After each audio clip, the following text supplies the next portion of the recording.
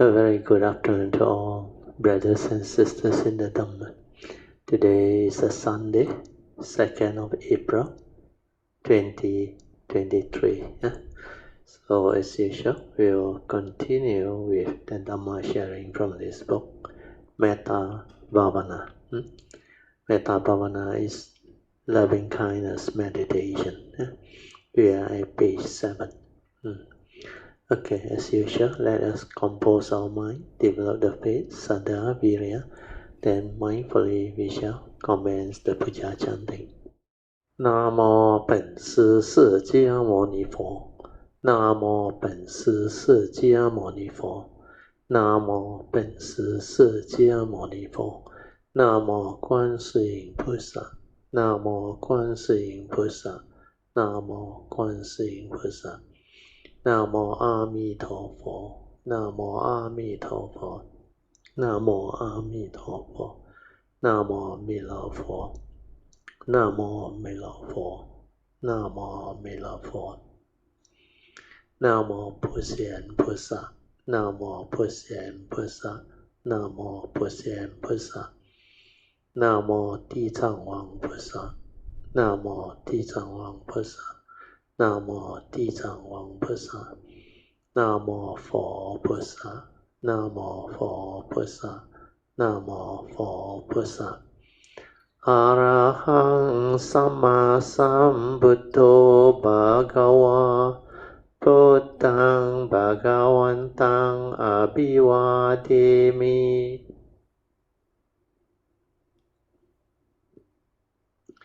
Swakato Bhagavata Dhammo Dhammang Namasami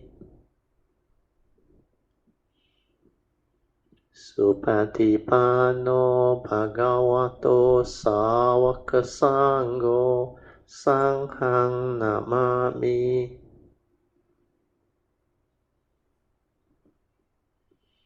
Namo tassa bhagavato arahato samma sambuddhassa Namo tassa bhagavato arahato samma sambuddhassa Namo tassa bhagavato arahato samma sambuddhassa Buddhang saranang gacchami, Dhammang saranang gacchami, Sanghang saranang gacchami, Dutiyampi Buddhang saranang gacchami, Dutiyampi Dhammang saranang gacchami, Dutiyampi Sanghang saranang gacchami,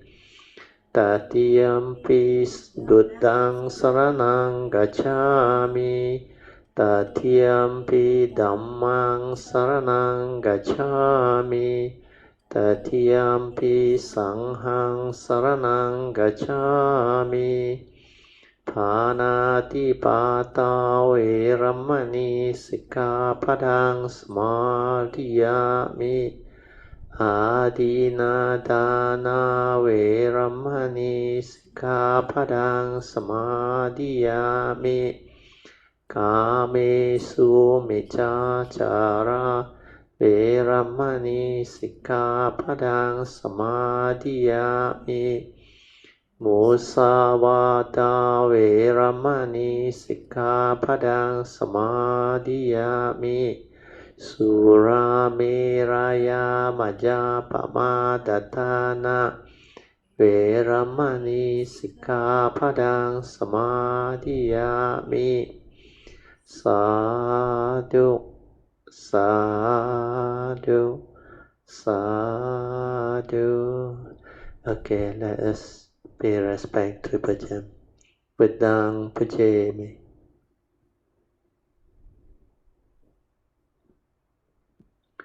Dhammang Pujami.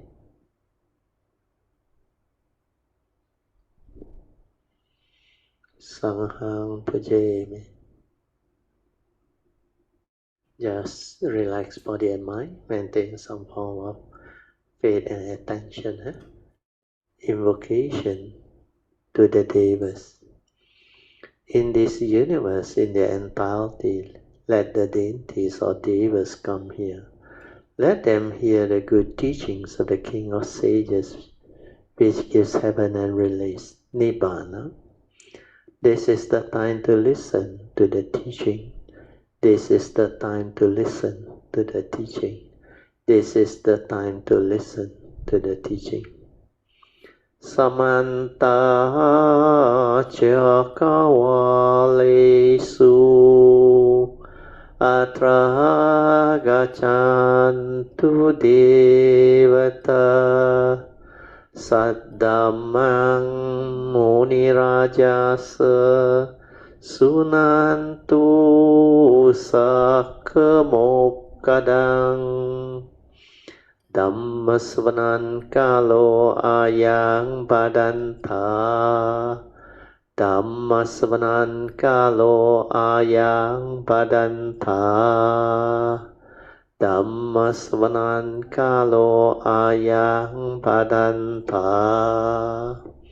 Namo tassa bhagavato arahato samma sambuddhassa Namo tassa bhagavato arahato samma sambuddhassa Namo tassa bhagavato arahato samma sambuddhassa Iti peso bhagava arahang samma sambuddho Vijacarana sampanno sugato lokavido Anuttaro purisa dhammasarti satta deva manusanang Buddho Bhagavati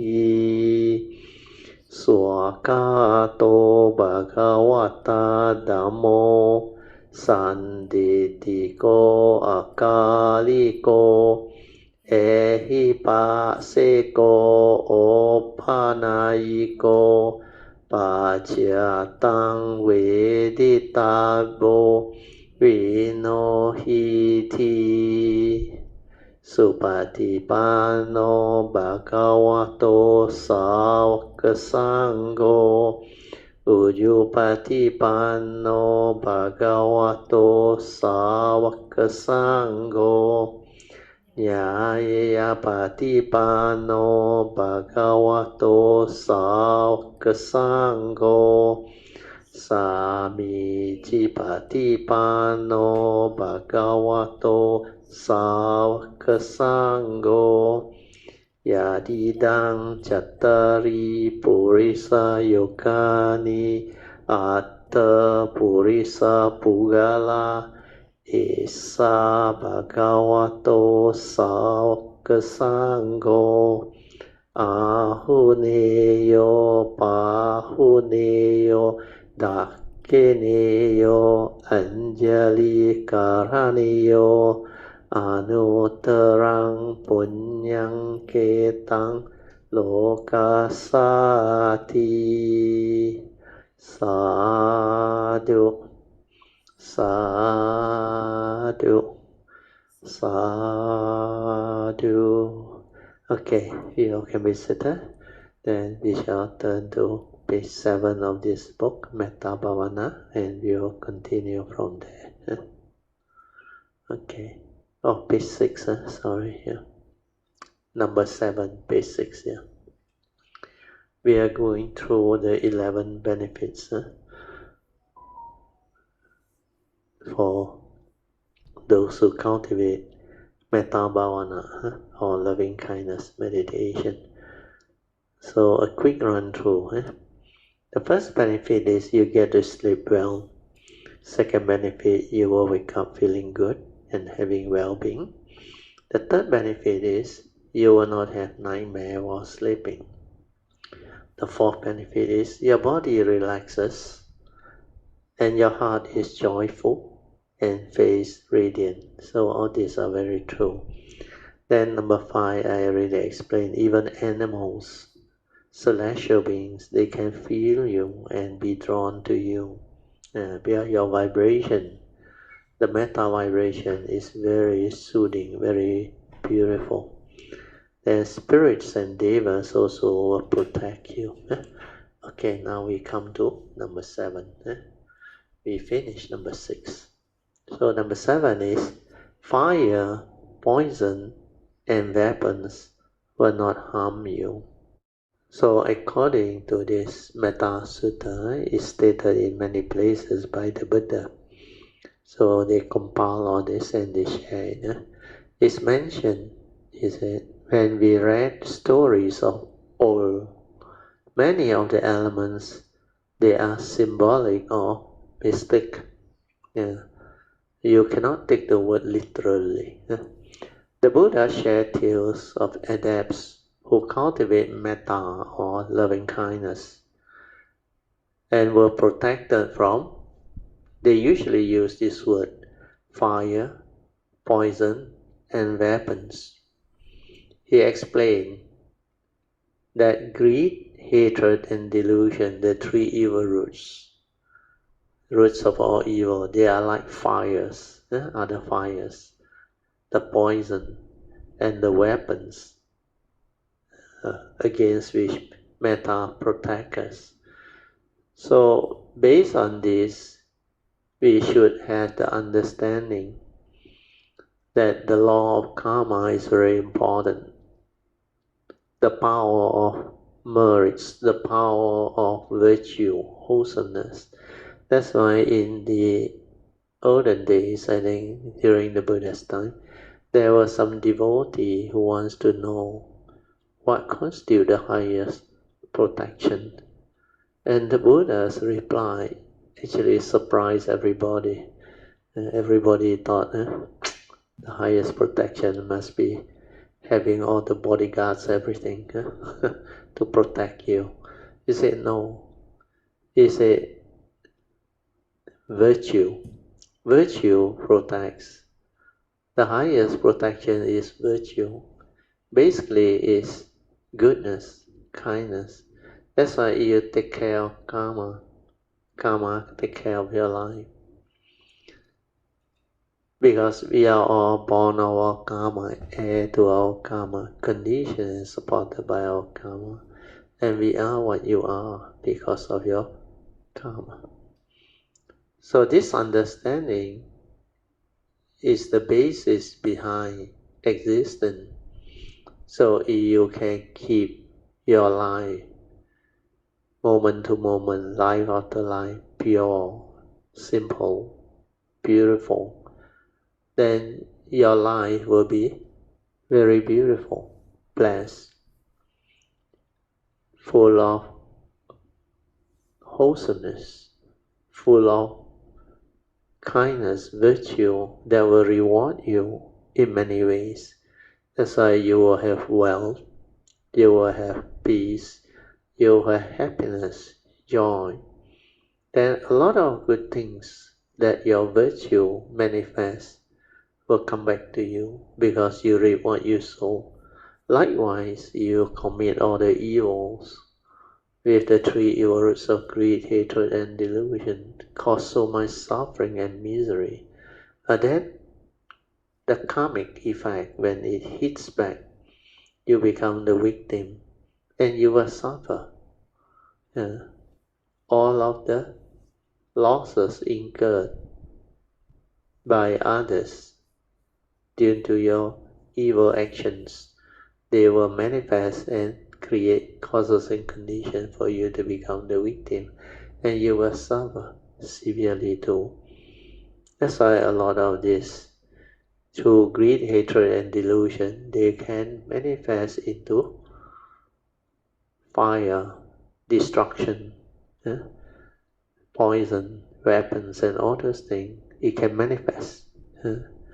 So it's just like those people under our present civilization. You see them going through a lot of suffering when they are born in war zone area or area with nature's disaster, earthquake, tornado, tsunami, and many other nature's disaster, even the severe snow, winter, and all those things. Then we also have what we call like aeroplane flight disaster, train disaster, shipwreck, and all these things. There are many, even highway accidents. Yeah. So all these are the result of the three evil roots of greed, hatred, and delusion that manifest. That's why when you have metta, it can do away with all these evil roots. When there is love, there is metta, there is no opposite, no hatred, no anger, no jealousy, no delusion. Love is just love. Then we read on. In the fire sermon, or in Pali they call it the Aditta. Fire is Aditta. Pariyaya Sutta. The Buddha said that poison is of three kinds. They are the three evil roots of greed, hatred, and delusion. Just like these three evil roots, sometimes they also call it the three poison, because when it manifests, it can kill you spiritually, harm you spiritually, karmic-wise. So these are like weapons, like daggers, he said, that can cut away your peace into pieces, which give rise to sorrow, lamentation, agony, suffering, affliction, or restraint. Then in the numerical discourses of the Buddha described bodily, verbally, and mental weapons. Then in the Udana, he said, they quarrel, squabble, and argue with each other, stabbing each other with verbal daggers. This is Dhamma, that is not. So all this lead to argument, misunderstanding, division. Then in the Dhammapada, the Buddha said, this one you must pay attention. This one is very true. That's why I bolden it into dark, bolded letters. The Buddha said, there is no fire like greed, because it really burn you, destroy you. Then there is no misfortune like hatred. Very true. That's why whatever happens in life, do not get angry. Do not become emotional. Do not become frightful or frightened. Because if you manifest all this, a lot of other misfortune will continue to hit you. Because karma works based on condition. When you set the base for condition to arise, then you will continue to arise. The more angry you are, the more unhappy you are, the more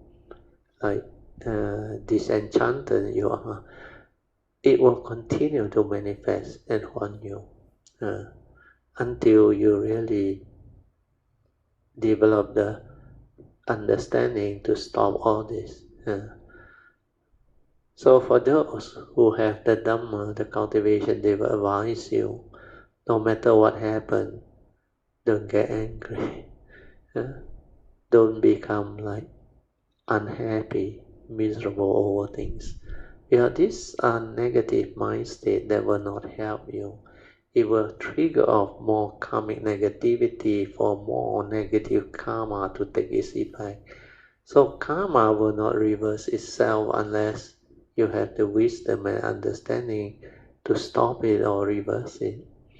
If it continue to have power over you, it will continue to haunt you, make you miserable. So remember these three evil roots. You must cease it, otherwise it continue to have power over you. Then the last part is no suffering like delusion. Very true. If you are deluded, you suffer a lot, you become miserable, afflicted all the time. Yeah. And no greater happiness than peace. When you are affected by the three evil roots, then the karmic negativity surface. That suffering, the affliction, the misery is so intense.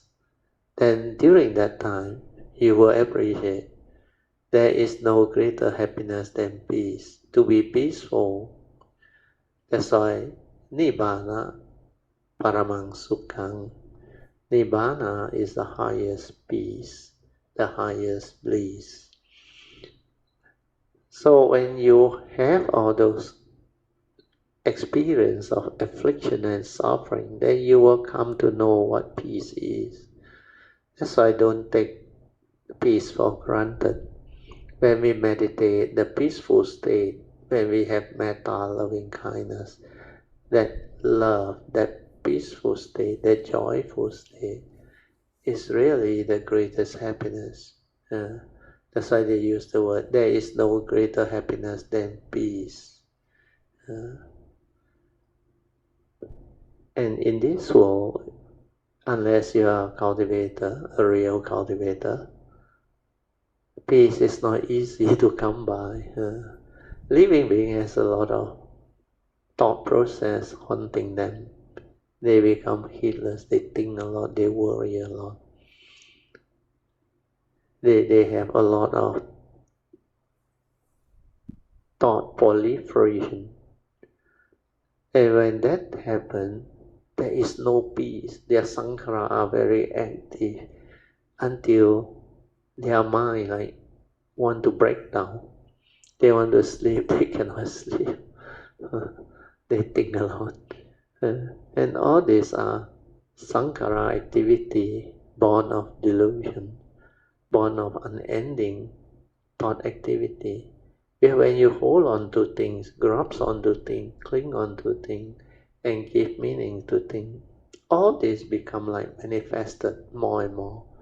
And it has power over you to make you miserable. So all of your thought, reasoning, verbalization, etc., they got no meaning. When you try to analyze, justify, reason, it's not going to solve your problem. It creates more problem. So all this are due to lack of wisdom. The duality will continue within the conditioned world. And the duality is the one that creates conflict, misunderstanding, war, division, afflictions, unending. So cultivator of the way can see all this very clearly because of their mindfulness, their awareness within. And when they see the delusion severe, no more, rooted out, and they will not be foolish anymore. And all this will not have power over them. That's why when wisdom dawns upon the cultivator of the way, it develops what we call wisdom and understanding, or the Buddha called Yoniso Manasikara. Yoniso is wisdom, Manasikara is attention. When there is wisdom at the moment of mental attention, when we pay attention to certain things, when we pay attention to all the six sense now, when there is attention at the moment of seeing, hearing, smell, taste, tactile, and thought process, these are the six sense doors manifestation. So when there is yoniso manasikara, means wisdom at the moment of sense experience, it will prompt you. Then you will not be deluded, deceived. Then the mind will not be drawn into negativity or stirring, reacting, thereby giving rise to more thought proliferation and manifestation of the duality that leads to conflict, suffering, misery, etc. Then there is another part.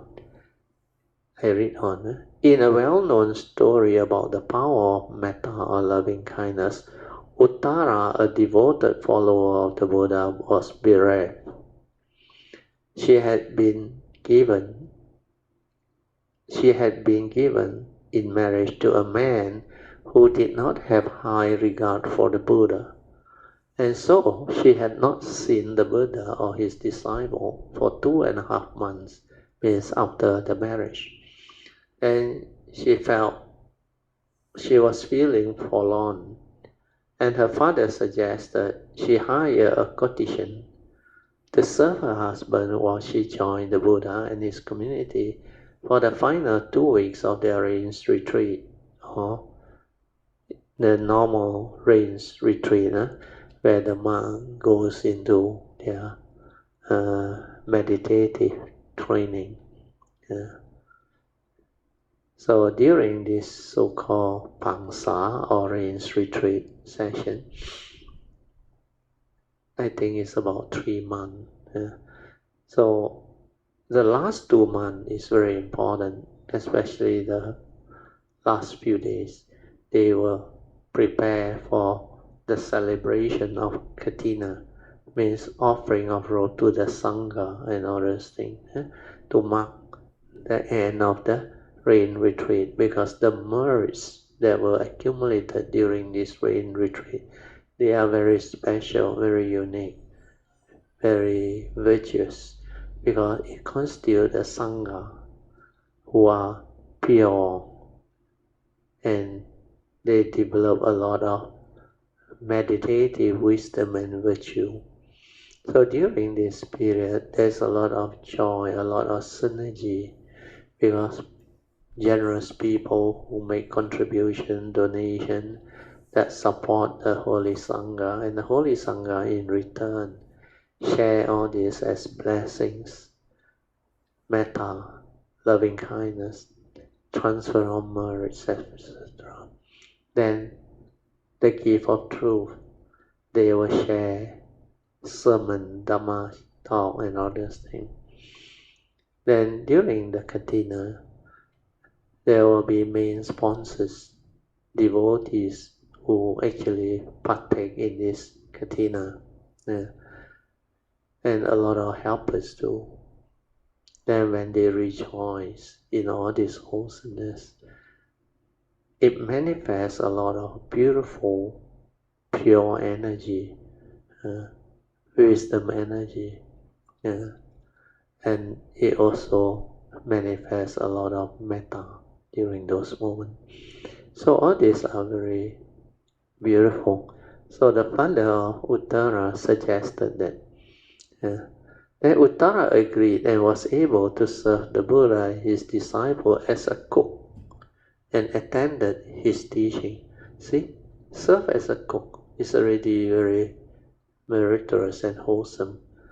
So normally in the early years of my cultivation, I also goes to a lot of this retreat during the rains seasons.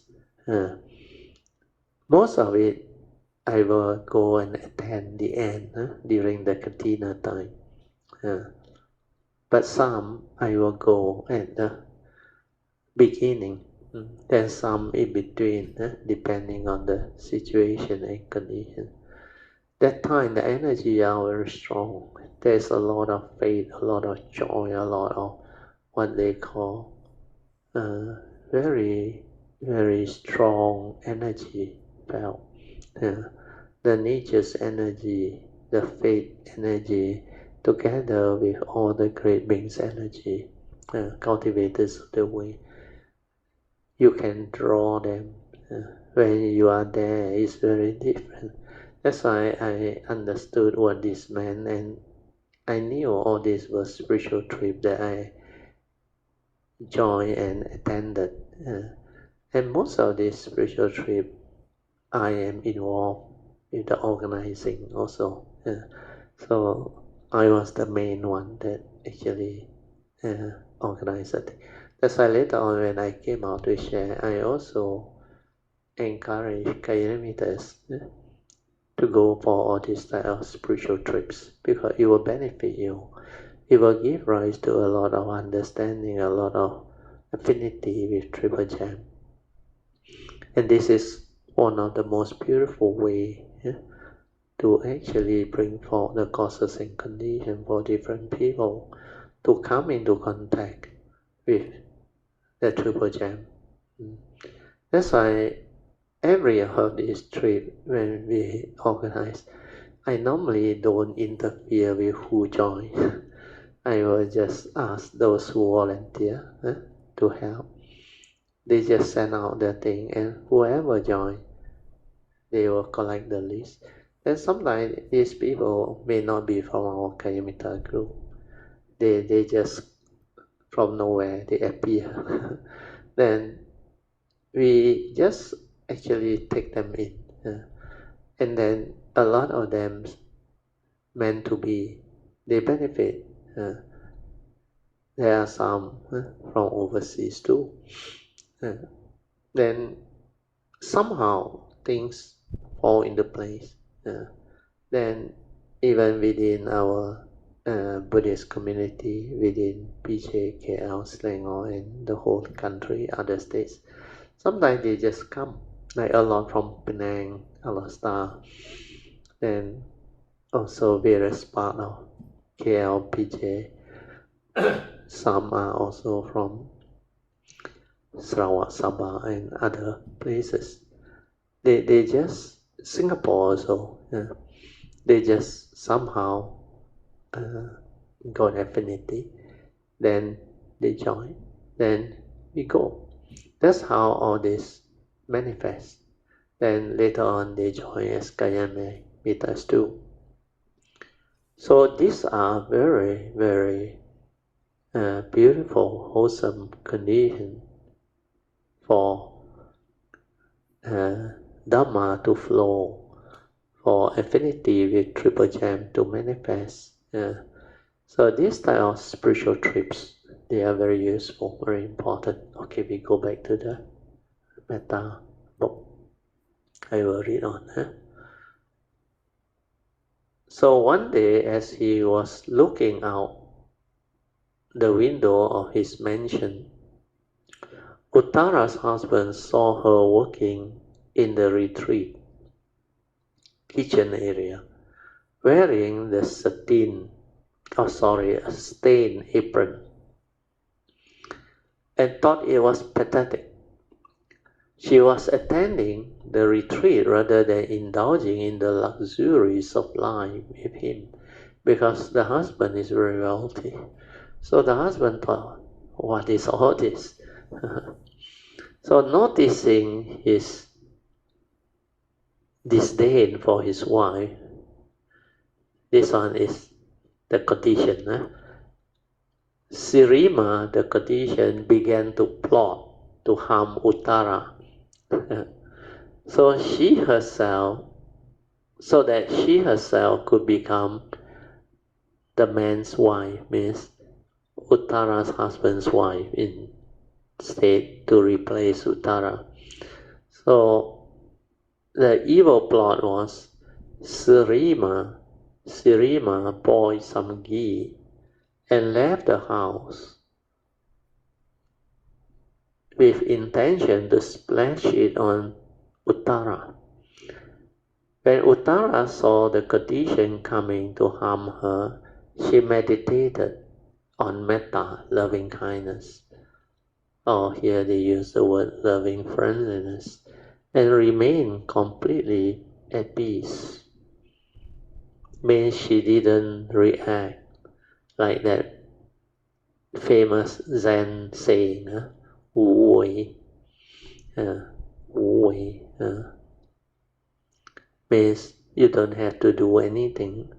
When you have metta protect.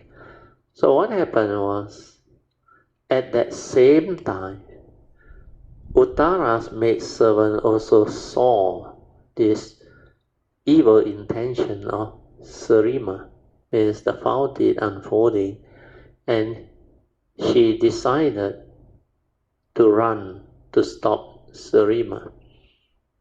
The maid, or more than one maid, the maids, they tackled Sarima and began to pummel her. But Uttara intervened to save her attacker. After that, Uttara instead bathed Sarima in warm water and massaged her body with herbs and oil to soothe her wounds. Sarima fell to the ground and begged Uttara's forgiveness. Uttara said she would forgive Sarima if the Buddha advised it. So the next day, Sarima asked the Buddha to forgive her for what she had tried to do. The Buddha asked Uttara how she felt as Sarima was about to pour the boiling ghee on her. And Uttara responded, I was grateful to her, Sarima, for serving my husband so that I could attend or spend 2 weeks with the noble community of the Buddha.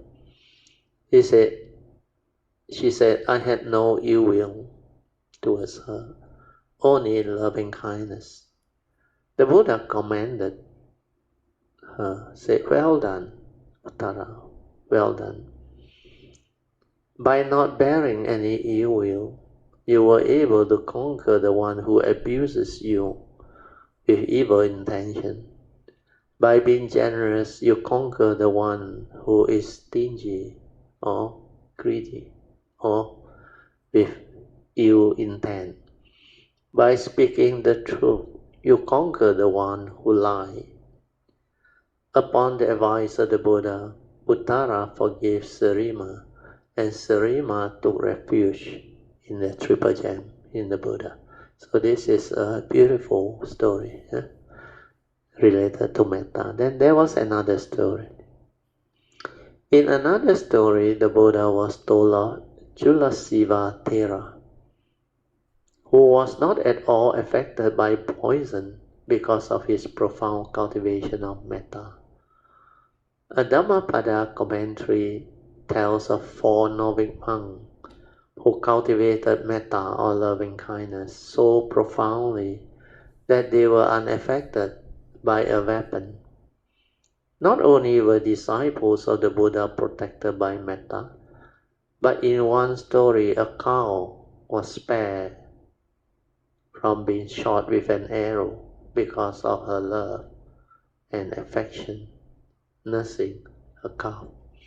So these were all true story related by the Buddha. The Buddha taught that the 6 senses, just I mentioned, at the moment of sense experience, the 6 sense door. At the moment of seeing, hearing, smell, taste, touch is tactile, and cognizing is the thought process. They are on fire. So this is under the fire sermon. Everything is burning. The eye is burning. The ear is burning. The nose is burning. So all the 6 sense doors, they are built. They are burning. Then that sense data that comes in to make contact is also burning. Then consciousness that arises based on the paticca samuppada dwelling, if you have mindfulness, you can see them. Every stage, every moment, they are burning. That's the reason why in the early day I share with you all the mindfulness when it's very stable. You can be at the moment of perception. It doesn't move. But you can know if you attach, cling, grasp, it will condition craving. It's like potential for you to be afflicted. That's why the Buddha used the word burning. Everything is burning. With what is it burning? With the evil roots of greed, hatred, and delusion. Or sometimes they refer as the 3 poison of greed, hatred, and delusion. Then the Buddha said, any one of them is sufficient to consume you and make you miserable. The antidote, he thought, is to know reality, means to see things as they are and not be deluded. Be mindful and see how sensations, means from feeling, the pure feeling, and various mind states, means the stirring of the mind, the reaction affects you. Think of your own experience. See how much you are burned with the fire of greed, hatred, and delusion. If you are mindful, you can see them. Means you see the origination factor, how the anger manifests, how the greed, selfishness, covetousness, lust manifests, how the anger, hatred, envy, jealousy manifests. So all this, if you are mindful, you can see. That's why he said, here the word think of your own experience may not be a good word.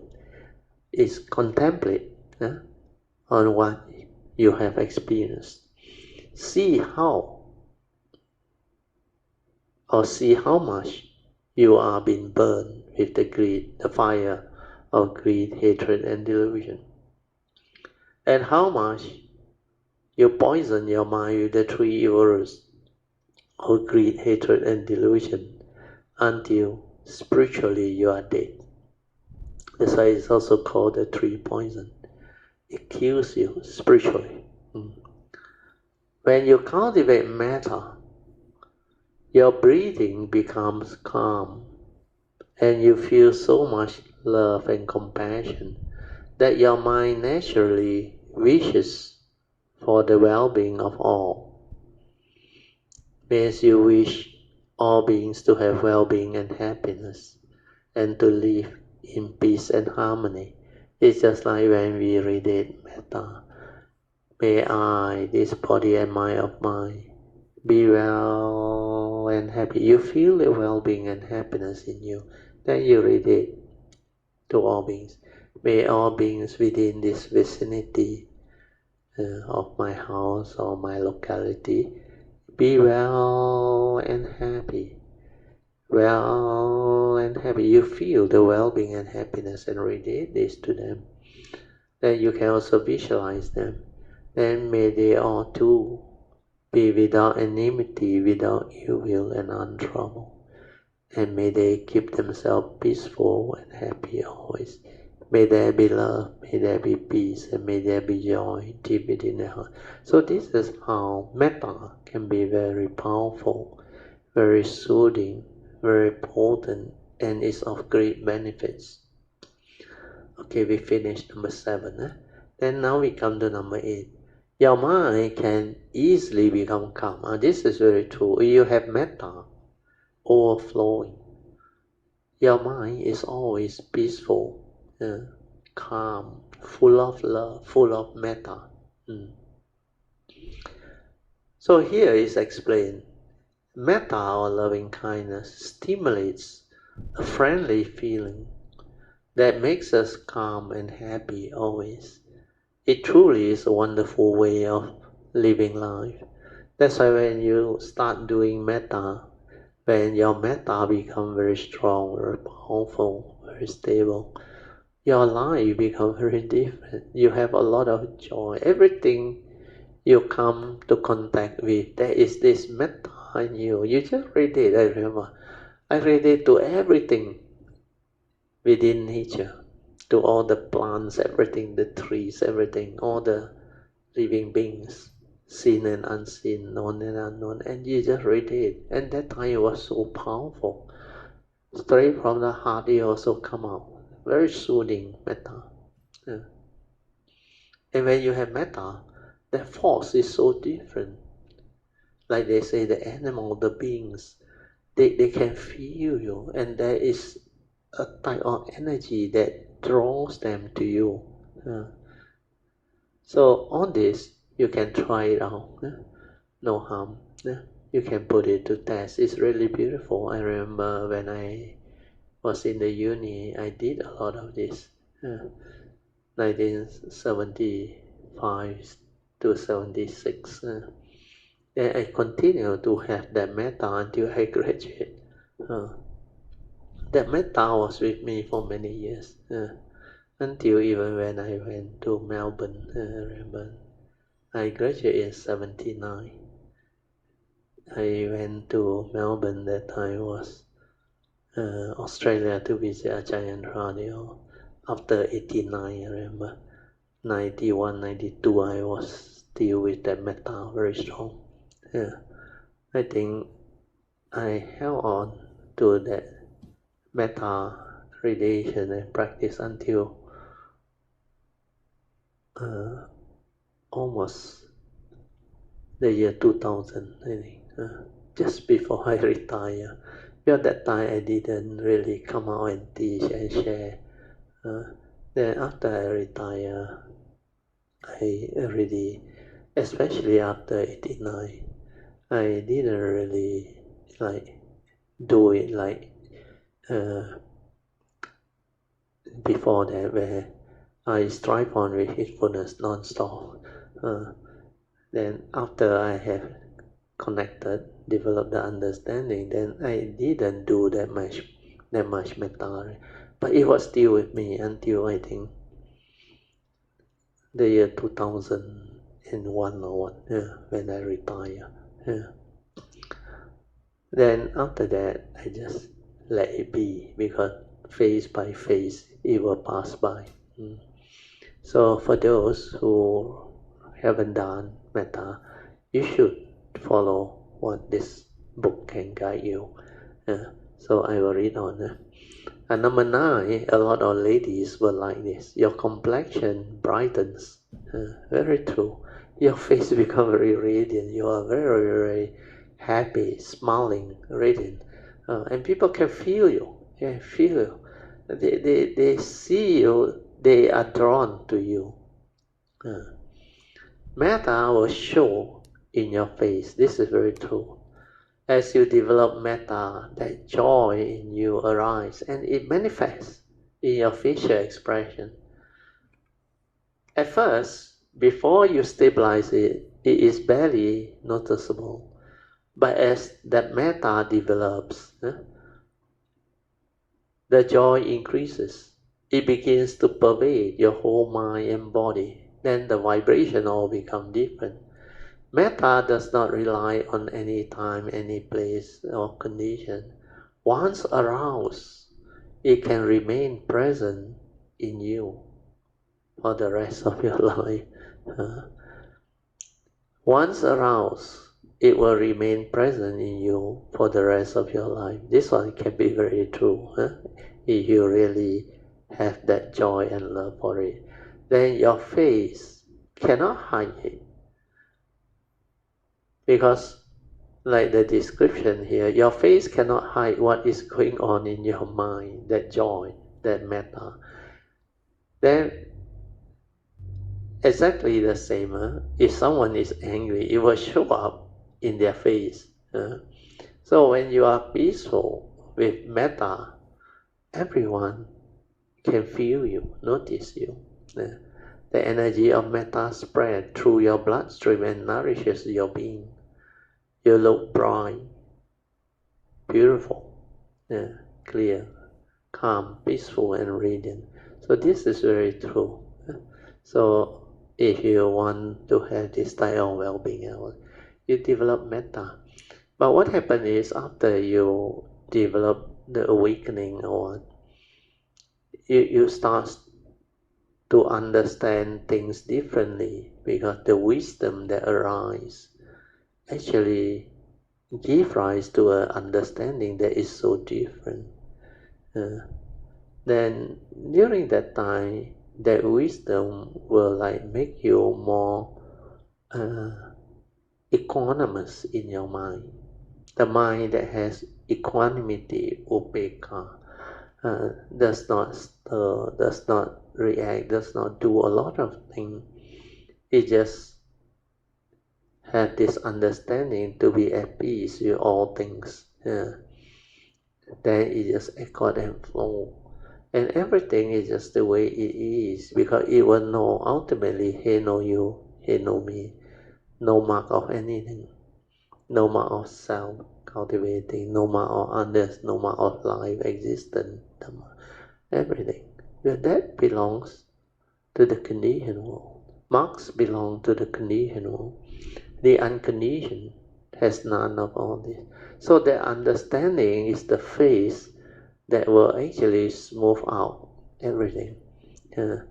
Then the earlier years of metta that I did, I realized I do not even hold on to it. Although it was very strong, very beautiful for many years. I remember 75, 76 until almost 25 years, until the year 2000 or 2001. So it was long, but beautiful. I can still remember those were the days when the metta was there, very strong. And that time at night, I did a lot of metta radiation to all the beings within the vicinity and to the whole universe. The 10 directional radiation, metta, and all those things. Okay, we move on. Number 10. This one, of course, if you are interested, you can also confirm it later. You will die with a clear mind. Very true, because when you have metta, you become very different. So the thought of dying peacefully can be really comforting to many people, because a lot of people are very fearful of death. They thought death is miserable. Death can be very frightening because fear of the unknown. And you heard a lot of story about those who are sick. They suffer a lot before they die, especially cancer patients and all those things. And those who had those type of traumatic diseases, where they are in pain all the time. All these are due to the evil karma, especially those karmic fortune of people who kill, harm, and cause misery to others. That one they suffer a lot. That's why a lot of pain, a lot of misery, physical, mental, they really affect them. And sometimes they need to take birth in the hell realm to manifest that type of evil that they have done due to their past karmic negativity. So a lot of people who are ignorant of what karma is, they will have to confront them when the time comes. Especially you look at our world, those who are responsible for all the what they call hunger in the world, for all the war crime and all those things, the affliction caused by warfare, conflict, rioting, even within nation. They have all the politic thing and other things that cause a lot of suffering and misery to people.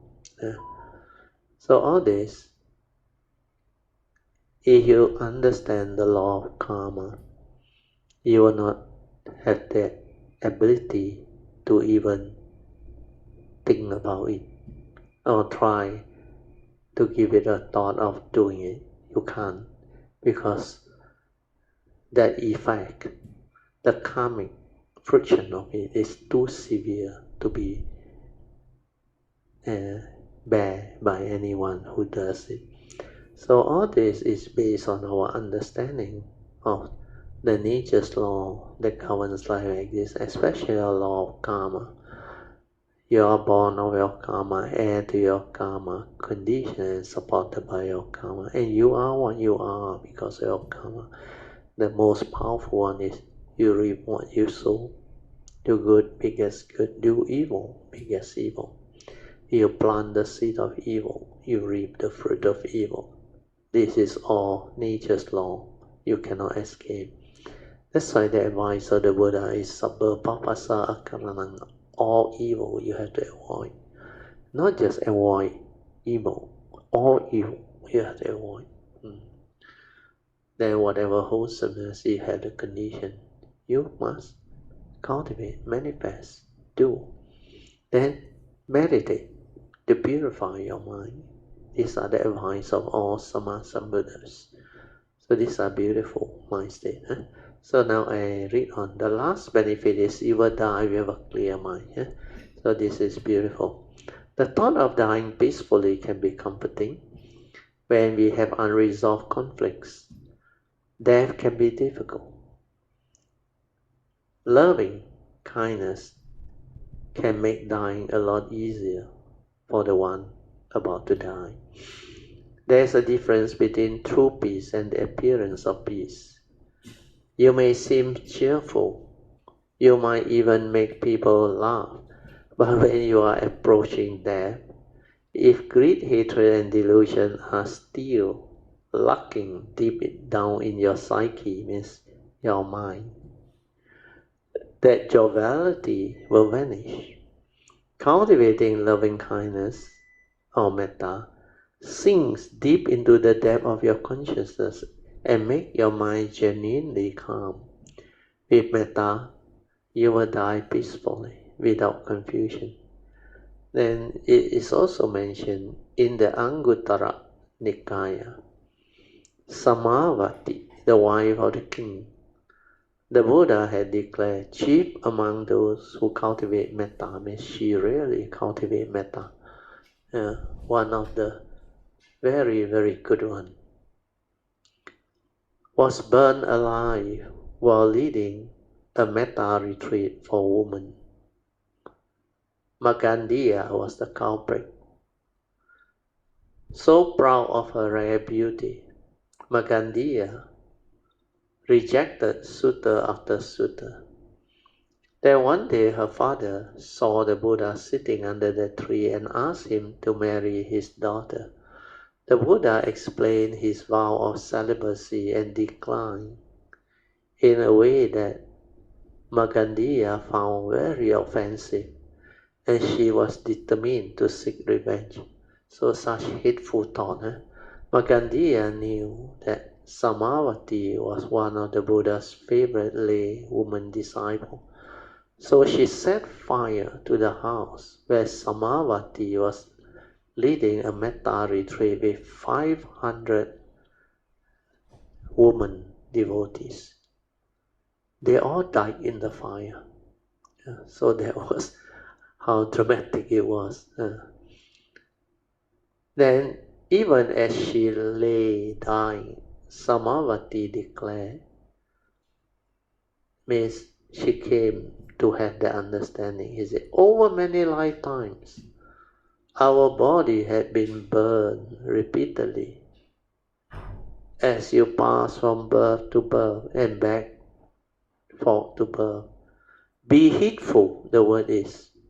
Her words were so powerful that all the 500 lay women dying alongside with her, they were inspired to cultivate Metta Bhavana or meditation in their final hour.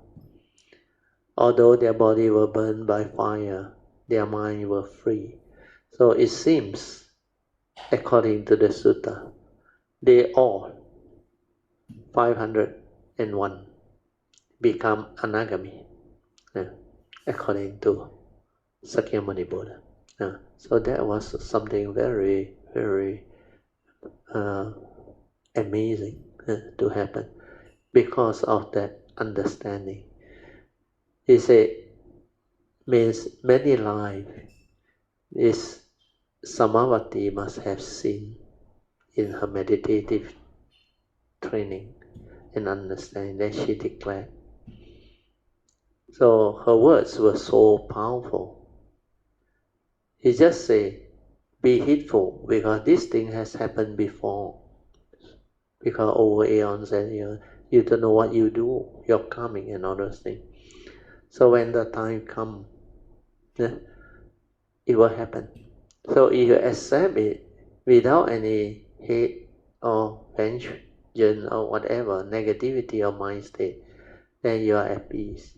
Then you can continue with whatever hatefulness or metta that you are doing, where they were in a retreat developing metta.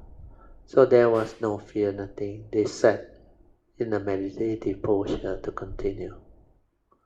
And it really transformed them, and they become anagami, the third stage of sainthood. Okay, we go on to the benefit number 11. You will die in peace. So this one appear like in conflict with the sutta in number 10. But if you look at it deeply, they really die in peace despite the fire and the sun, because their mind state was like that. So you will die in peace is something very interesting. Where those who have metta, normally they will have the ability. But even at the extreme situation of people setting fire and causing all these things, then they were trapped inside. They also can be at peace.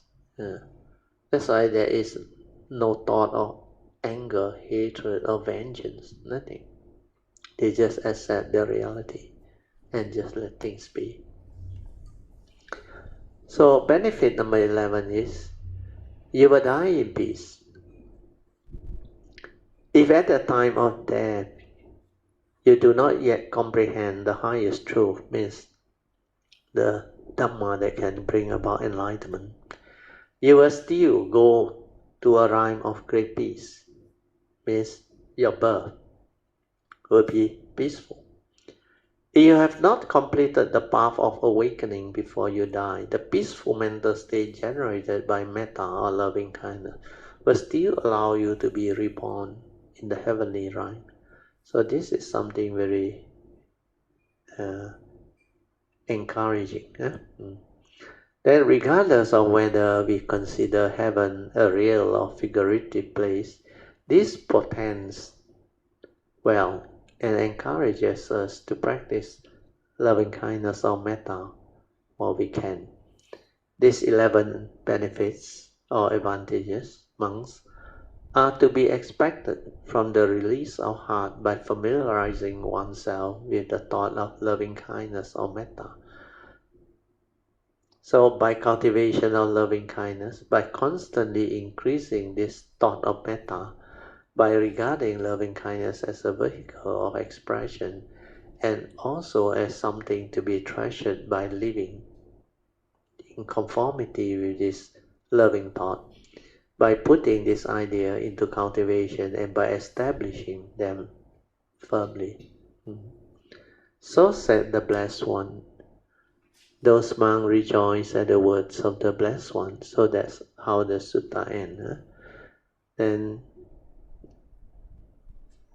the next section, this one is quite interesting. Maybe I will touch on it first, then we will come back the next Sunday. Metta Bhavana should be developed for at least 5 to 30 minutes per session for the following reason. So these are the preliminary preparation, the understanding part.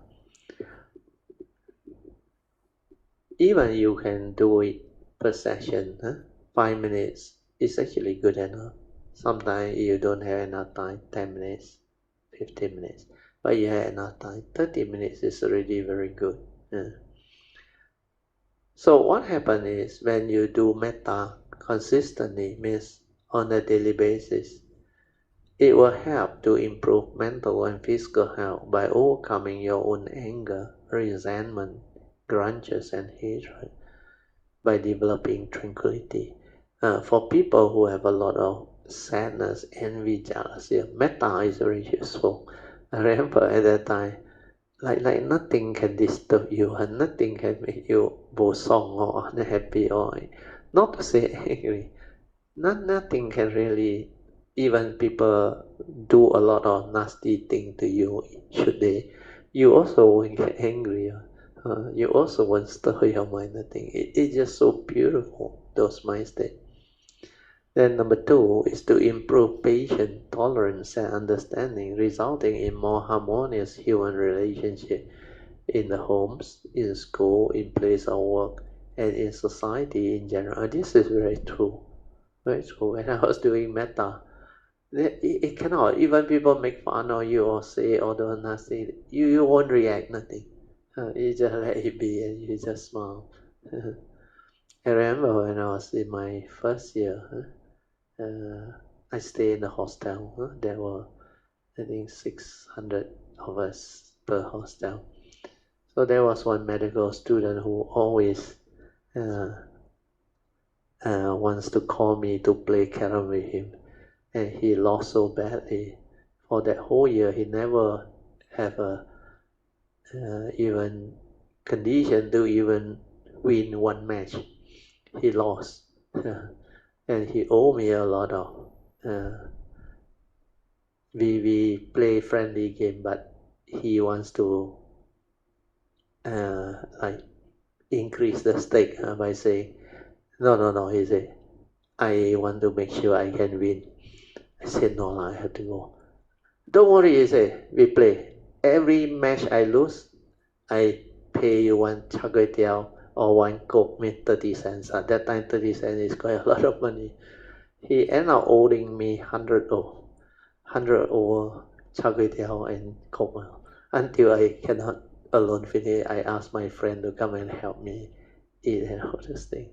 And towards the end, he got so like bosong until he don't believe that he will always lose. And you know what he did?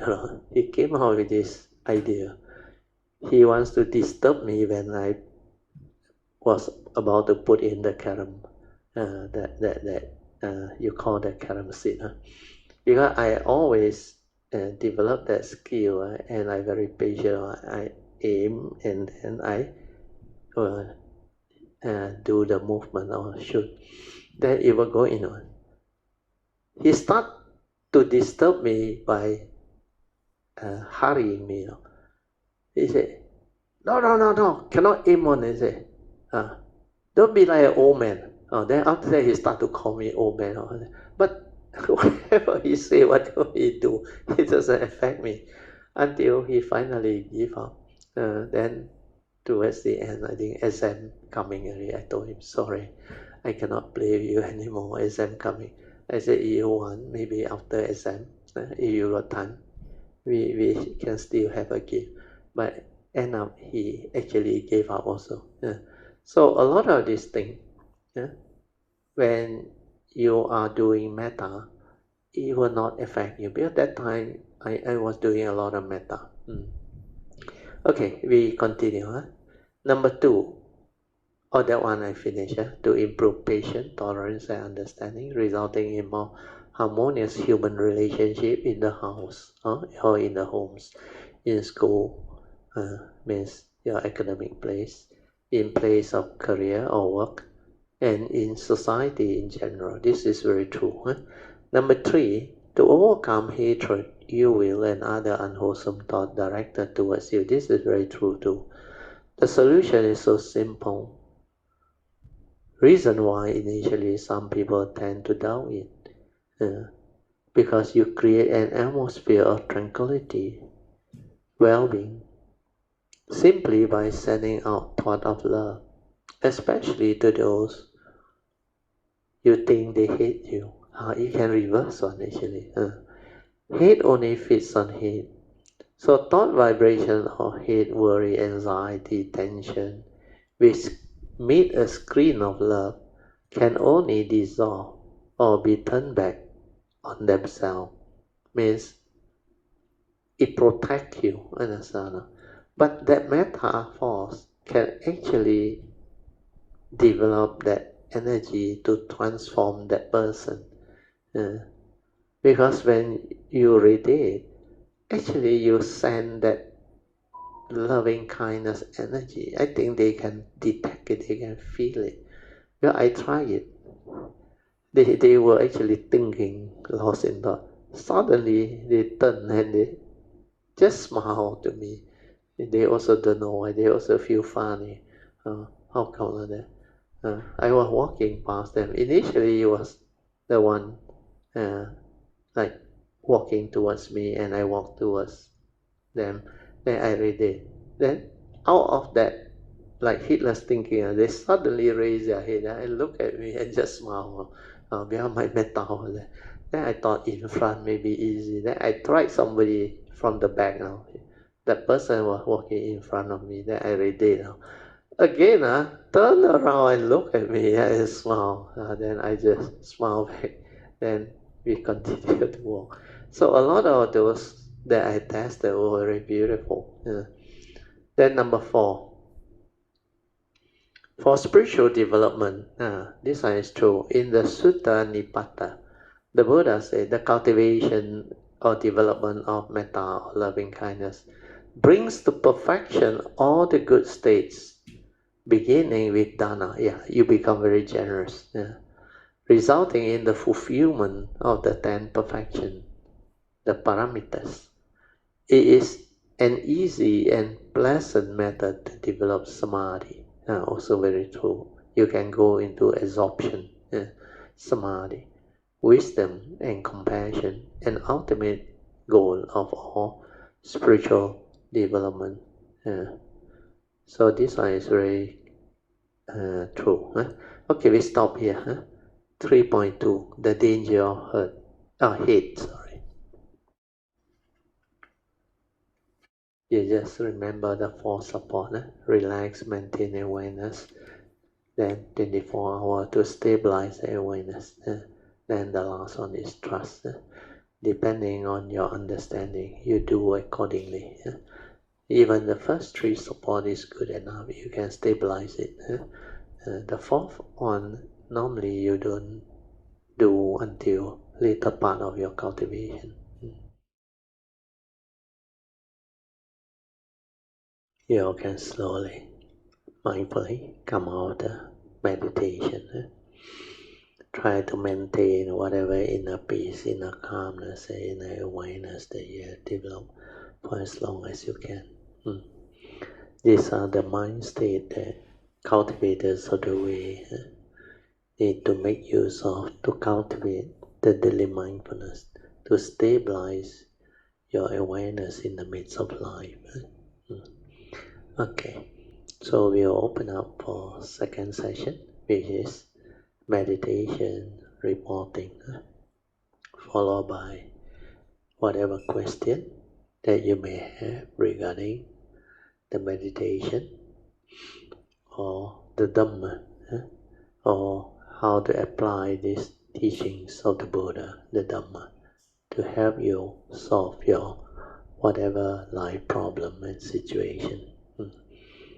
Lastly, you can also share based on your own experience, Dhamma in daily life. Good evening, Brother Teo. Actually, I just came in. I don't know what was. Correct. Yeah. Okay. Maybe I talk a bit about what do you call that? The Dharma today. Good. On About metta. metta. Yes. About metta itself. Mm. I have been doing normally after my chanting, my Mm. religious routine, I will also do a bit of metta Radiation. meditation. Yeah. So I find that it does help a lot help a in lot because in the early day I used to do that after my meditation. I already did. I share Mary, transfer Mary. Then I already did. you feel that the people around you and the surrounding somehow will change Yeah. to very more calm, more peaceful, Yes. and you interact better with people, Definitely. and also the people's response to you Will is be much different better. also. Yeah, Yeah, much better. yeah. Yeah. Uh,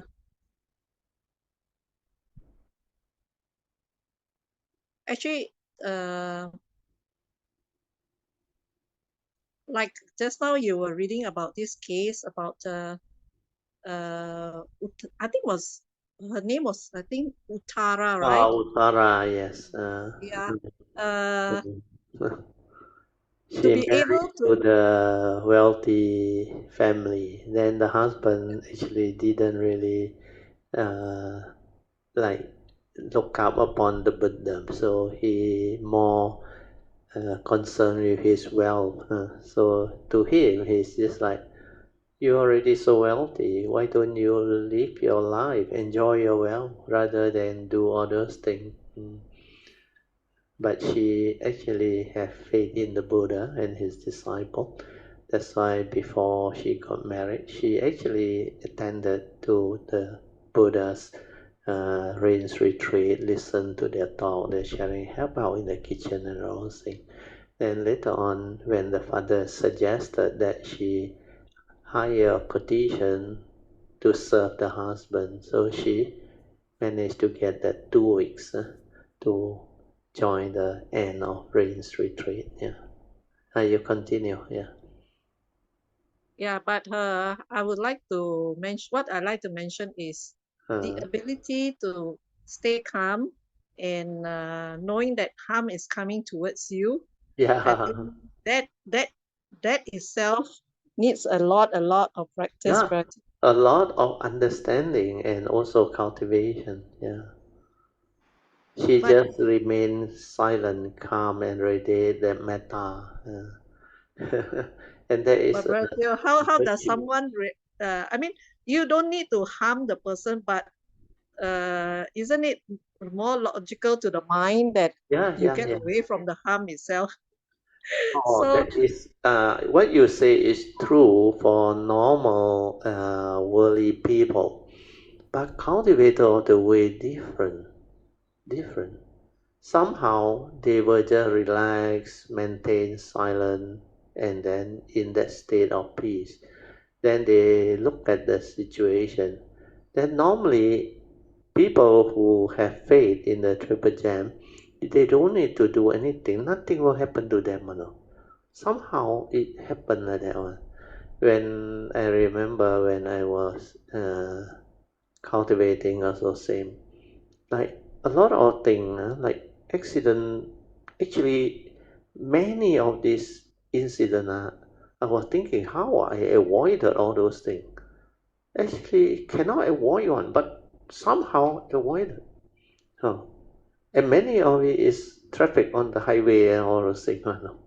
Or on the road. The last time I used to drive long distance back very often, almost at least once a year, or sometimes twice a year, or 3 times a year. Then when you are on the road very often, there are situations where actually I look at it, it is very, like you say, very close miss. But actually cannot be every time like that. Oh, so lucky, just didn't happen. And some of these are like, oh, you know, it's your virtue that protect you. Otherwise, gone already.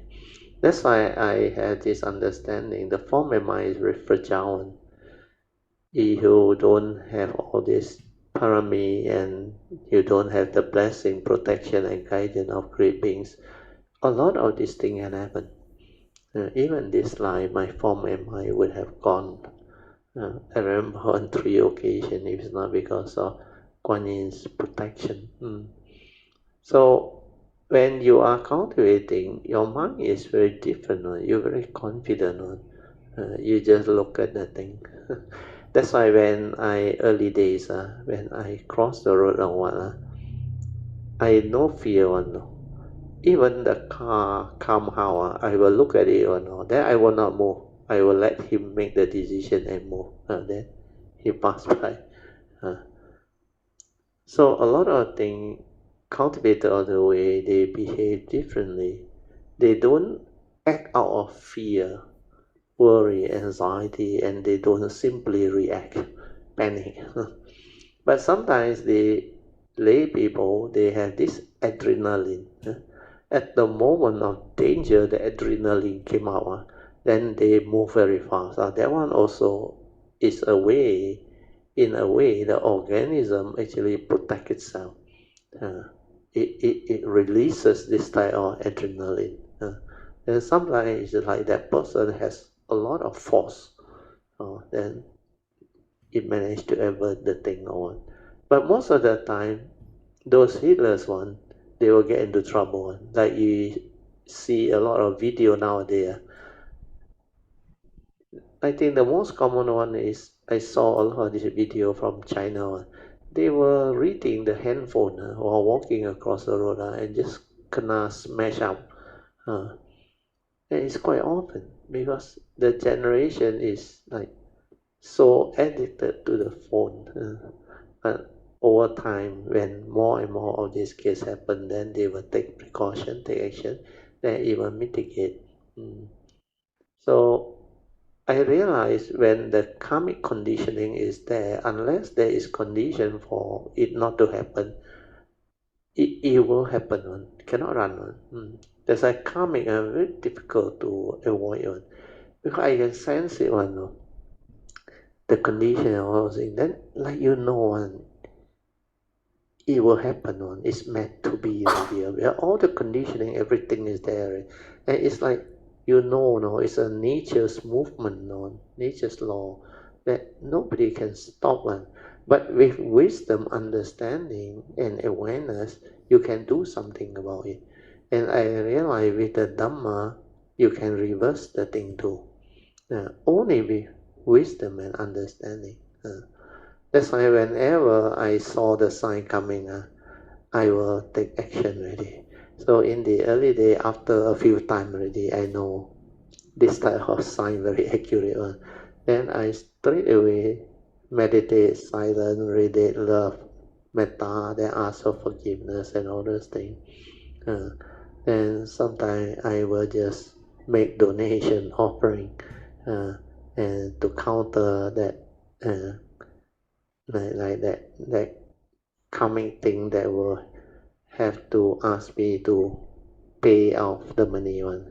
Sometimes through accident or what, you have to pay people or pay the NCB loss and all those things. So instead of waiting for accident to happen to incur all this, I will make offering and donation. During the early days, we don't have Dhamma classes yet. We don't have spiritual activity yet. So I will normally donate to whatever that I saw in the newspaper in the early days. And of course, it depends on the situation, all those things. Then sometimes when people approach me, I will also make donation and offering. So all this, as you go through your cultivation, you will start to develop more and more understanding of how nature's law manifests and work.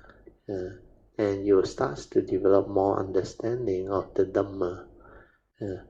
Because the Dhamma is like a Tao, a movement that actually governs all of life and existence. It's a nature's law. It's that totality of movement which is beyond the individual.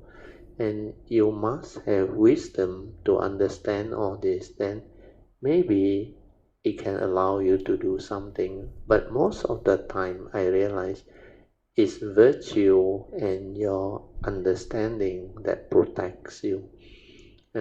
Without virtue, you don't take care of karma. Very difficult to avoid all this.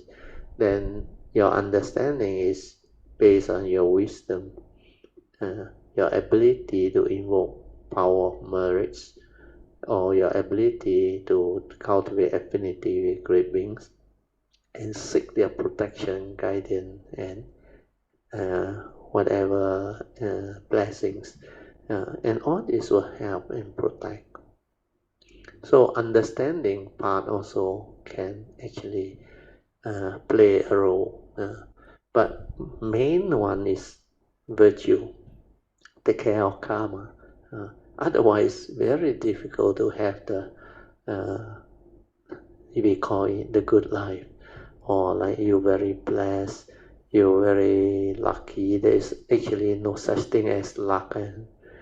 and blessed one is your karmic one. Because of what you have done, your past karma and all things, your understanding, that's why your life become like that. Otherwise, like those healers, they get themselves entangled almost every now and then, and very severe, some really very severe. So I understand what you try to mean, PG. Uh, the normal tendency, like you say, you won't behave like Uttara. You will try to like react and stir your mind. But she didn't, she just silent. And because she has her virtue, she was so kind with the Parami and the Dhamma. That's why born in a wealthy family, married to a wealthy family, then she got her maid, servant and all that, and they all immediately rush out to help her, even risking their own life just to protect the master. The English word is master, protect the master. So in that situation, it was really beautiful. Then she even tried to help that Sri Ma, what, that lady who tried, the Caucasian who tried to harm her, and uh, attend to her and all those things. But she has this understanding. She said when she seek forgiveness, the Caucasian seek forgiveness from Uttara. Uttara said, I can forgive you, but provided the Buddha forgive you, well, that one more important. That's why she let the Buddha decide. And that Sarima, the next day, I think, approached the Buddha and seek the Buddha's forgiveness so that Uttara can also forgive her. But the Buddha was very wise. The Buddha turned to Uttara and asked her, what was your mind state when all these things happened? So from the description, the Buddha praised her, praised Uttara, because these are signs of somebody with the faith, cultivator of the way, who had the understanding. And she didn't do anything, but the maid servant came out and protect her. So all this is like meant to be. That's why these are like Jataka story that happened during the time of the Buddha. That's why it has been shared. So cultivator of the way behave differently. PG is normal. Can happen. Yeah, you Yeah, continue. from what I understand, it is when something happens, we must always look at how our mind stirs. Yeah, That will show very us important. the level of Yeah, our cultivation. cultivation and understanding. Because if we react negatively and or we wish harm onto others, It that become worse one. yeah, The negativity of karma, that negative thought will actually cause the karmic friction to be more and more intense. That's why don't react, don't get angry, don't become like unhappy over things and want to take revenge and all those things. Don't. Uh, I even advise my children the same, especially my son, and he remembered. I said, no matter what happened, things go wrong until how bad also, don't get angry. I said, calm down your mind, have clarity to understand what is going on, then resolve it, finish. But the more angry you become, it creates more condition for karmic to actually continue to arise. And it's like unending. It's just like when you get angry, you argue with somebody, especially your own relative or sibling or spouse. The more you get angry, the more negative thing come out, and the more misunderstanding will continue on. It will not end on. So that's why it become hatred. It become very strong, like hatred and vengeance and all those things. So misunderstanding, you don't have the ability to nip it at the bud, it will manifest and become very, very toxic. Yeah, yeah, just like people who have revenge on their mind, Brazil, yeah, yeah, it, yeah. it overtakes your whole life. Vengeful people, yes. Yeah. and then it will create a lot of it will just play havoc with your whole life. Correct, correct. And your negativity, your enemy will know one. They can sense it one. They can sense it one that you are not happy with them. You hate them or what. Especially office politics, they know one. You belong to which group and which group. Even in politics also same. Yeah, this is something I find it very hard to accept, Brazil. Office politics. Yeah, I just cannot understand, and neither do I want to get involved in all this, correct. because it is always quite awful to see human beings reduced to that state, Yeah, yeah, and yeah, yeah, yeah. just for the sake of getting into, how to say, good books of your Yeah, bosses, yeah, yeah, yeah. do a lot of nonsense and all this. Yeah, And yeah. They call it competition. They compete among themselves for whatever position or favor, or like you say, to have the good name and all that thing. And they can actually behave until they are so mean. The word is mean, like very mean. So all this is what society is. So a lot of these things will happen. In fact, yeah, even in school, I heard the teacher in the staff room also, they have their own politics. it actually is everywhere, like Virtue. It's Everywhere, just in the office, whether we want everywhere. to get involved in it or not. Yeah, yeah, yeah, yeah. Just like when I was working in a not a very big company, but Mm, the politics is so bad, Virtue. It's like yeah, everybody is like stabbing every other person, correct. until so much so that I can't take it. I just left. To So me, it's not yeah, much yeah, yeah. point, Because you know. when we have the Dhamma, we will not partake in all those things. We will not get involved. Uh, Even then, I without the Dharma, but I can see the human, uh, how to say, uh, the human greed and correct, correct. the Their vengeance and all this is their very, aggressiveness, yeah. to fight and to compete and to do all those things. Yeah, hello So, everyone, Brother Teo, yeah, Mrs. Teo, yeah, and yeah. all Kayamitas. Sadhu, yeah. So how Brother was Teo, your trip? Yeah. huh? How was your trip? You all, three of you. I feel guilty. Yeah, no need to feel guilty one. Okay, You Brother Teo, go means there is joy, there is happiness.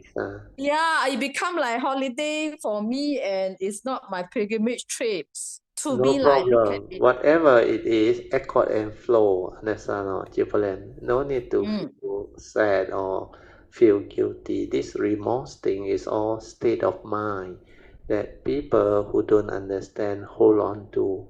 Because the reality is you look forward to the trip. Of course, people have expectations, but when you're on the trip, it will unfold within that condition. That's why you have to accept, accord and flow. Whatever arises, let it be. Then learn, observe. And then your mind will not be rigid. You will not have all this remorse. I came for spiritual. I end up I become like tourist and all those things. Forget about all this. Then you are not with the moment. You every time thinking. Then you become rigid.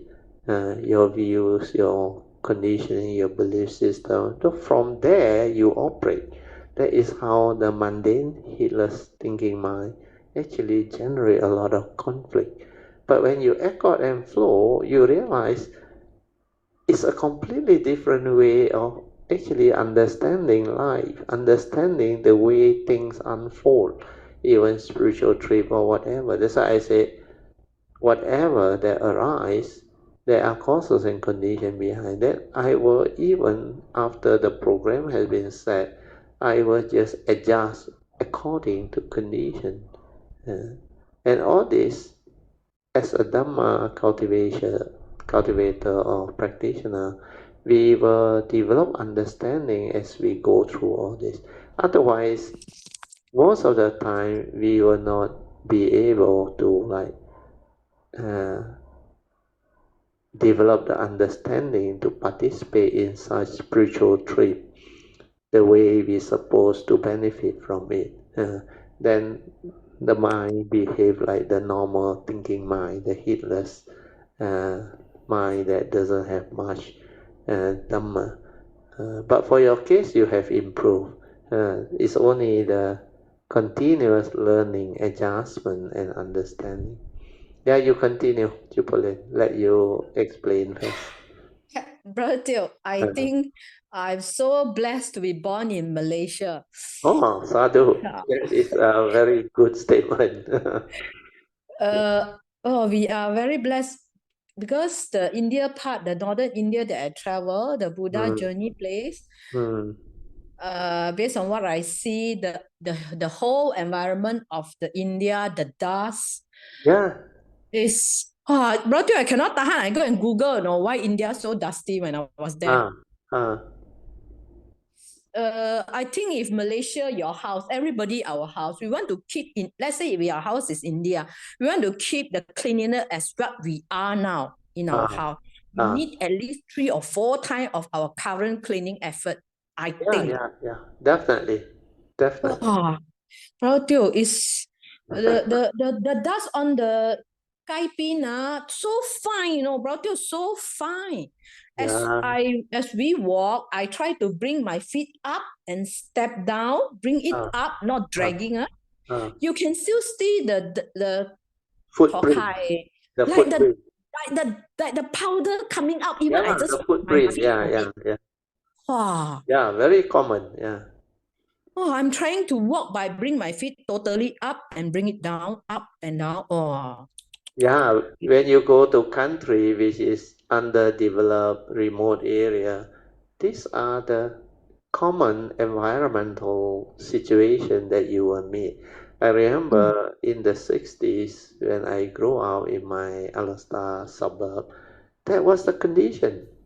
All the road is laterite road and some are muddy road were prone to flooding or then don't have proper covered drain, don't have one.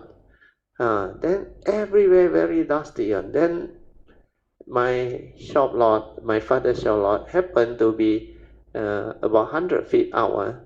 We are facing that old federal road, one way out, one way down. That was the only metal road in front of our house. But the side table all laterite, very dusty one. And I can tell you, my father's shop lot, we got this display of our medical thing and for sale one. I was responsible for opening up the door, closing the door, then wiping and cleaning the glass. I tell you, one day, 3 times, still got dust there. And the floor, no matter how you sweep, is with all the like powder type of thing on that. Every time wind blow, traffic pass, that laterite thing, that dust, like you say, floating around one. And your whole face very fast, oily and dusty. You come back, you wash. Last time no tissue paper. But I remember I had to wash with the soap. It's like that one, Jupulan. That's why you feel we are very blessed now. We are in Malaysia. We come down to PJ, and now the rural area also improve a lot. That's why we have our civilization, standard of living improving. And that is good. You can see that, appreciate that, then you have contentment. You actually count your own blessing and rejoice and thank our good karma that we are born in Malaysia. So that statement really, I fully agree. Sadhu. Continue. Brother Teo, because no matter you got money or not in India, the whole big environment is not nothing that you can change. Correct. It takes You time. cannot change. Yes. Even last time China was like that. Do you know that? When I came back during the 80s, then later on the 90s, it was still very backward. Especially in Beijing, a lot of bicycle during the early 90s. I remember. Yeah. And all the suburb all very poor. It's only the last 30 years, I think. You see the big big difference in China, the infrastructure, everything, and the hygiene, everything. Last time, no hygiene one. You go back China, you remember they told you the toilet is the most horrific one. Yeah. Uh, But Brother Teo, I went to China. My first visit was 2005, but I was not experiencing this type of Oh, shocking. 2005, a lot of improvement already. China has become so different. The year Not 2005, 2000, Brother Teo. No, not 2005, much earlier, 1995. So I don't experience such a shocking thing. So no, you go to the urban area, I think. You didn't go to the rural area. I go to Kunming and rural area also because it's the semi-trekking, Yeah. Kunming is backpacking quite trip. rural. Ah, Yeah. but I never got this shot. And then I Google and find out some of them. They say the reason of India is because India have 3 months raining season where during this period, the Uh, dust will settle down. The sky is clear. But uh, the other 9 months, they are very, very very dusty. dry. Yeah, very dusty. Yes. They say other country is different. They sometimes we got rain, here and there. So one of the reason they say about this lah. So and then the place that we travel, very poor lah, bro. They all. Yeah, So I discussed with expected. Asong Yeah. and Jinhao. We just asked lah. Let's say we are born in India and our background is like what I have now. I told them that let's say my father is a lorry driver. Will I have what I have now if I'm an You will Indian never have. woman? You will So never they have. told me, oh, you don't even have a chance to go to study further. Yeah, You cannot because come out from as a your caste. girl of lower class caste system in India is very tough, They say you especially cannot you are from further a poor study. family. Yeah. Ah, Mm. I think after I think through, bro, if you don't, they say you can't even get to the university or what. I think then how then? Definitely, I think definitely. cannot get car. We cannot have car. We cannot have house. A lot of things is not possible. That's why you look at India with such big population, such big country, almost as big as China, the population, but they are so backward, no, economically. Only the city area, people are doing better. Their rural infrastructure still need a lot of government capital expenditure, which they are not in the position to do like China because the central government, the federal government, don't have that financial strength and muscle, and they don't have that type of government that can actually mobilize the middle class to come out and become very strong and become the engine of growth for the nation. And the education system, the caste system, a lot of things are very divided. Even their state government and federal government, some of them they don't talk on. A lot of problem. That's why they still need to resolve a lot of issues and things before they can progress and become like China. But it's another sleeping giant waiting to wake up. Another 100 years. Maybe no need 100 years. I think another 30, 40 years, you can see India will become different because the leaders are getting better and better. Even this Ravindra Modi, people like him. He is doing something for India. He is like the first one that was able to actually make India very focused and stand up in the world. Luckily, they have it. Hopefully. Last time, India fight a lot on change leader, a lot of like China last time under the dynasty time. Oh, keep on changing emperor, changing dynasty, honestly. So at Uh, least now you have a better understanding of how blessed you are. yeah. Brother, India, you ask me if I use only 4, 5 words to summary, I will say 百闻不如一见, meaning no matter how many times you heard people tell you about India, it can't even compare to you go and Yeah, experience going one there time yourself. personally to experience it. Well, I read one story during the financial crisis, I remember.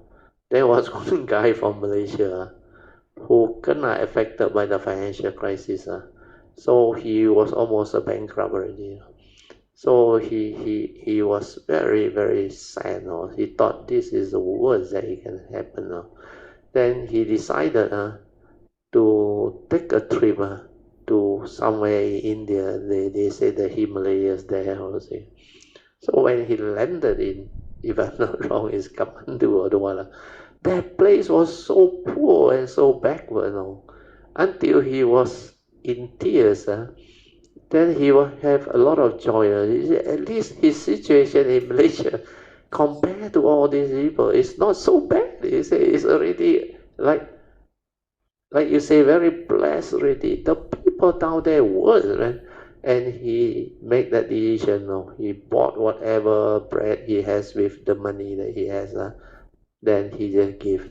Then he came back, and he become a different person. So there were a lot of story.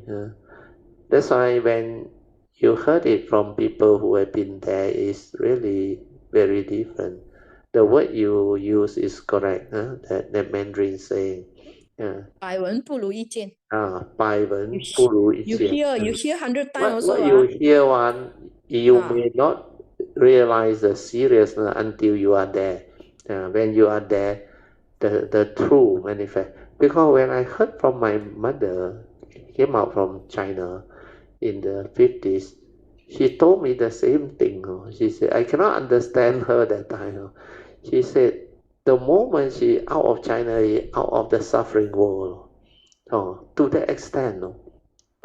Because it was a lot of hardship. People were really very, very poor and underfed. You work very hard also, not enough to eat. My father told me. My father said, you know why? I asked him, why you left China? He told me, he said, in Hakka, he said, you have to leave. He said, but not enough to eat. He said, under communism, rationing hours. He said he got a grandpa, grandma, and the parent. Then he and the brother, the two of them work together with, of course, the wife. Not enough. He said, eat also not enough. So he has to leave. Then try to find opportunity overseas. That's why he came over. Then he sent money back. This type of people who experience that hardship, they really send money back. Last time the overseas Chinese, they send money back. They know China very poor.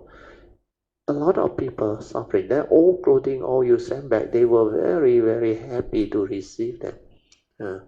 Now China is different. So all this, what you said is very true. You go back, you witness it, you see it for once. It tell the whole story. I heard a lot about India, and I can sense the situation or thing. That's why I told some of the Kaya Metta. I said, whatever they said about the four holy places and all those things, I know it's very spiritual, but something inside my nature tell me, he say, of course, don't get this wrong, don't misinterpret. What I sense is the holy places may have all the vibration and all things. But why is it over the last 2000 over years, that place never really pick up? The people there still full of the evil roots and very poor condition and all those things. How come? The Dhamma was there. It should flourish. It should develop and become very different. Because there are a lot of factors. The federal government and many other things. Then instead, the Dhamma that actually spread all over Asia and all those things, those countries actually benefited and evolved and become different. Of course, China has its own story also. Initially also degenerate, then later only come out.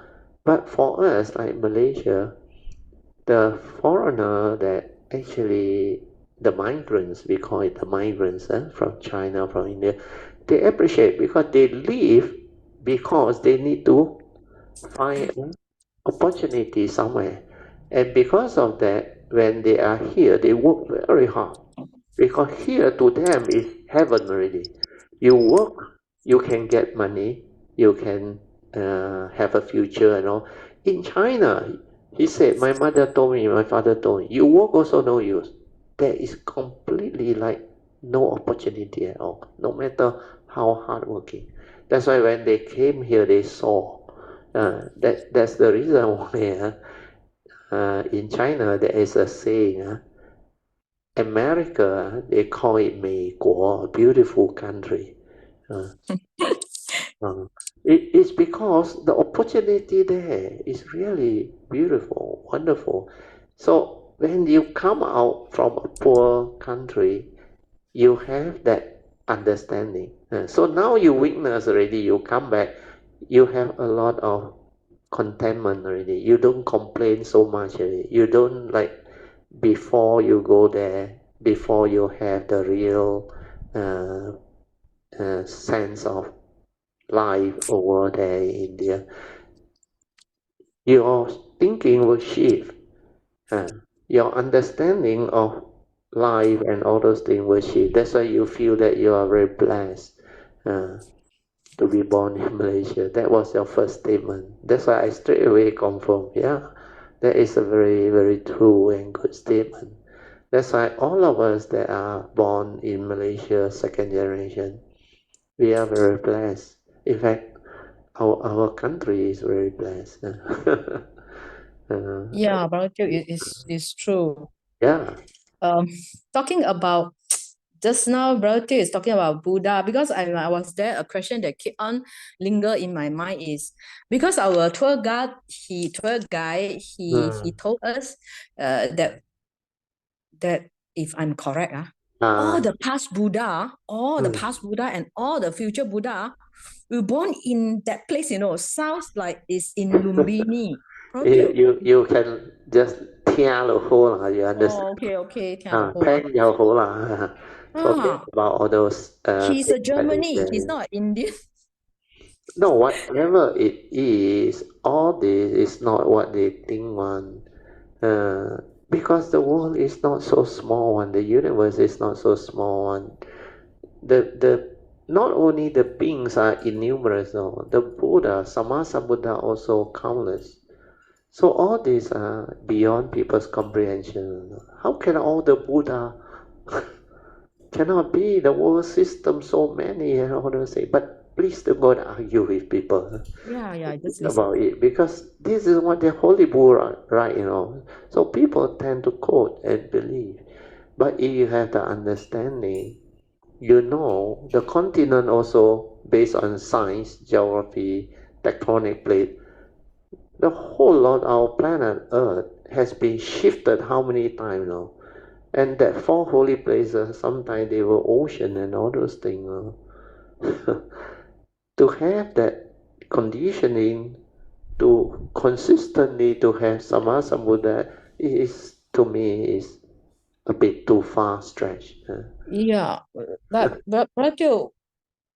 just curiosity why 释迦牟尼佛出世在印度他会选那个地方 You see, I already explained before, because before you become what you are, he just at that time perfected his parami. Then he also have his preference and all that. So this must be one of the conditioning, and all those who follow him also part of the conditioning. Then when all these things happen, the prediction, because this is what he want and he have that nature, that's why it can manifest. So when it manifests, it actually override all the other condition. That's why people ask. Last time I also shared with some Kayamita before. If the Buddha had waited 2,500 years later, like the year 2000 to come, That civilization very advanced, everything will be very easy, very beautiful, and the teaching will last very long. Why didn't he choose? It's not like that one. Understand? It's meant to be one because it involves the totality of that movement. So like I explained, he has his affinity with those follower, cultivator and all those things. Then he has his understanding when he made that vow, and he already wanted all this. That's why it override the rest. Then it so happened all these conditions when it fit into place during that time, when he became a Sammasambuddha, the civilization of our system was not that developed yet. So that time it was very different. Even transportation, everything was very slow. But actually it has its benefit also, because there are always pro and con. So the thing that I gave as an example, if he come during this time of modern civilization and world, you think the world got time for him or not? You understand or not? With technology, everything, whatever you say, it may not be the era where it will be accepted so popularly, so widely by people. So that could be one of the reasons. I wouldn't say the main reason. But also, unless he has that affinity and condition to like this type of era, like the IT and all those things, then the other thing also, all those who follow him and make vow and all those things have affinity may not be that civilization that has the condition to actually cope for their coming, understand? So all this is not for one to choose. It's like the totality has already created that condition, that manifestation. That's why it has to come during that time. Then over that 2000 over years, things starts to evolve and become what it is now. Then how the rise and fall of religion, civilization, we through history have already actually understood a lot. But because it's still within the sasana, that's why you look back. Actually, there is like meant to be. The condition for it to arrive that time popularly accepted, and the teaching, despite the lack of like print media, recorder and all those things, even writing was not developed yet. It was through oral chanting and all those things that slowly recorded until even today. Then how it gets spread over to China, to other various Southeast Asian countries, Asian countries. It has its condition, causes and condition, and how it manifests into Mahayana, Vajrayana, Theravada, and all those things. And how, over the years, even Mahayana, until the sixth patriarch, it rises again, Buddhism. Then after that, it degenerates again. But because it's still within the sasana, this Dhamma actually can still reach a lot of people. That's why for Sakyamuni, he realized with that tradition of having the Sangha, the triple gem, the sasana can last longer. It's supposed to be 5,000 years. So now still with the Bhikkhuni order, maybe 4,500 years. He has the all-knowing ability to see all this, but he make those decisions. So the conditions are all already like set, the totality. You can't change. We cannot say, oh, if the Buddha come now, oh, our planet will be different, our civilization will be, then Buddhism will become very different, all recorded.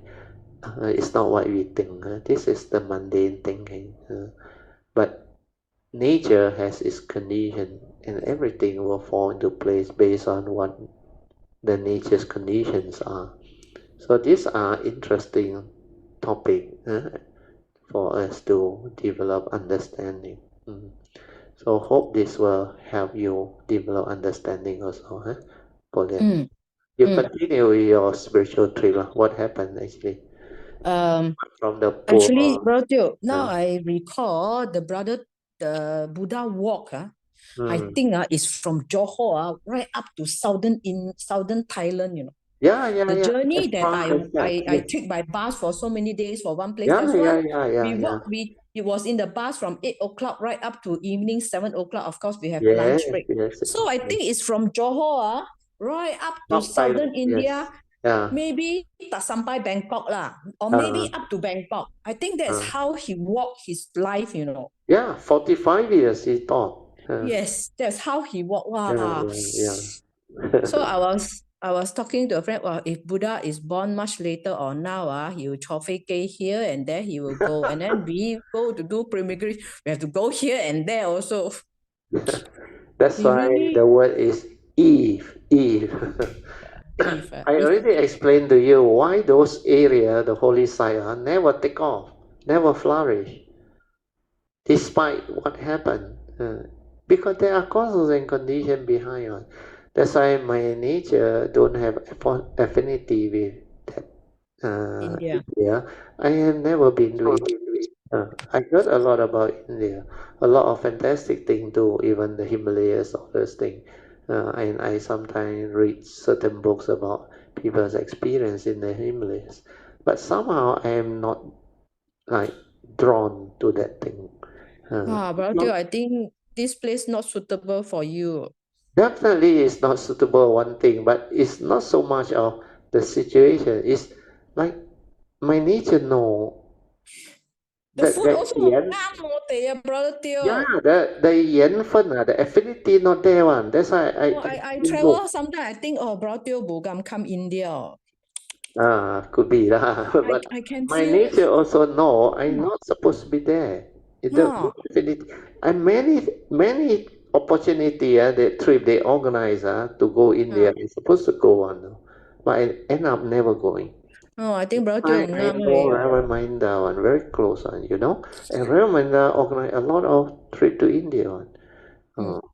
And many of the Dhamma friends in Brickfield or followers of Ramana, they went. But somehow there is no condition for me to go on.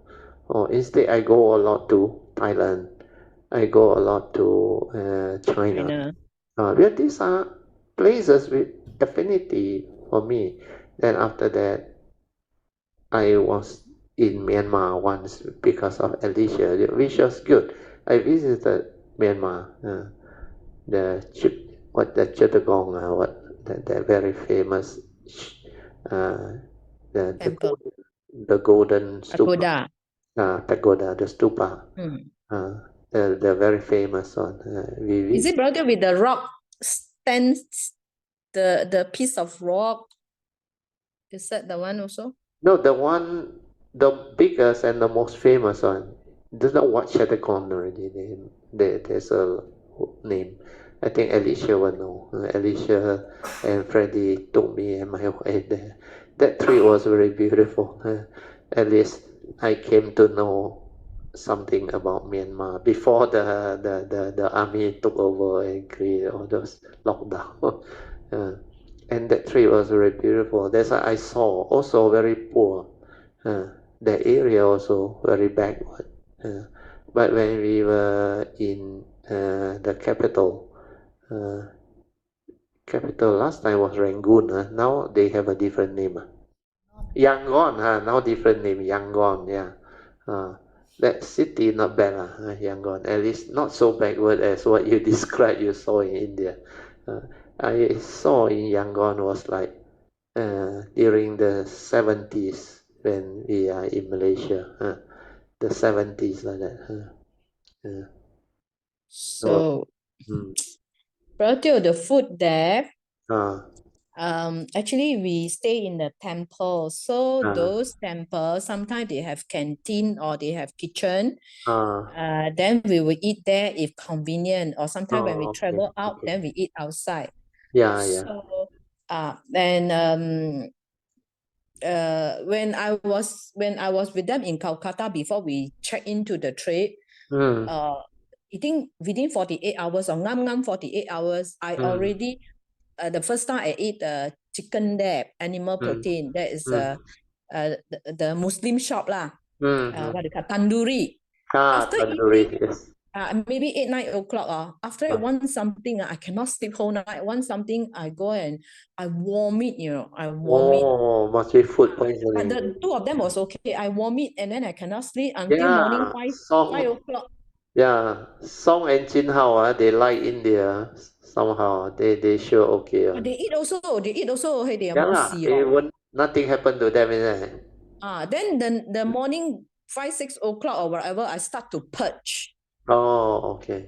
So come to the morning, I lembik. So they went out, I stay in the hotel. Oh, okay. So that's the only time I take animal protein there. Then after that, all the time we are on vegetarian. So that's much better. Yeah. in Bulgaria, a big city like Bulgaria, sometimes we eat in the restaurant because they can maybe accommodate us, which is about 28 or 29 of us. That's nice. That's nice. That's nice. But out of Bulgaria, some city like Sraswati, that I think they cannot have restaurants. So and then the place that we stay, there's no kitchen for us to eat. So our tour guide always bring us to hotel food. Oh, okay. So hotel food is so actually the beginning, the first time we check into Sana. So Sana, we are supposed to stay in another temple due to that temple have a road construction. So we move to a Vietnam temple. This Vietnam temple is actually taken care by a Vietnam monk only with 3 little like teenager like 15, 9 years old, 12 years old, 3 monk, Yeah. So they have no kitchen. They cannot prepare food for us. So we eat the lunch box. So actually there are many variety, but it's too spicy until I can't even know what is spicy, and I just recover from my physical condition. Yeah, you're purging. I actually no mood to eat also, and I throw away a lot of food, which I don't like to waste, but I still throw because it's you got no choice because it's not suitable for you. And you're it's a lunch box or brother. I cannot and then I also don't know this one I can eat or not. So I try. I find that I cannot. So I throw away a lot of lunch box. No choice. Then I was thinking, wow, like continue. Then continuing. Then sometimes the food become better. Then there's one time in where we check into a Jain temple. This temple, I really, the food really, but Jin Hao and Song enjoy it. They say very healthy food. But for me, I feel like I'm like Brother Teo Lang call talk. Yeah. Because you are not from there last time. Last time, the two of them must be from there. They all seems to like India so much. Hey, bro, surprisingly, this trip, two of them, I asked them, how could you those days like to come India so many times? Then they tell me what, India changed a lot. Now they don't like India. They say they won't come purposely unless got condition. Because I cannot understand. I asked them, yeah, it has deteriorated. Yeah. I say, hey, how come last time you suka come India, suka come India like this? They say no, last time not like that. Now they also say won't come unless conditions is there.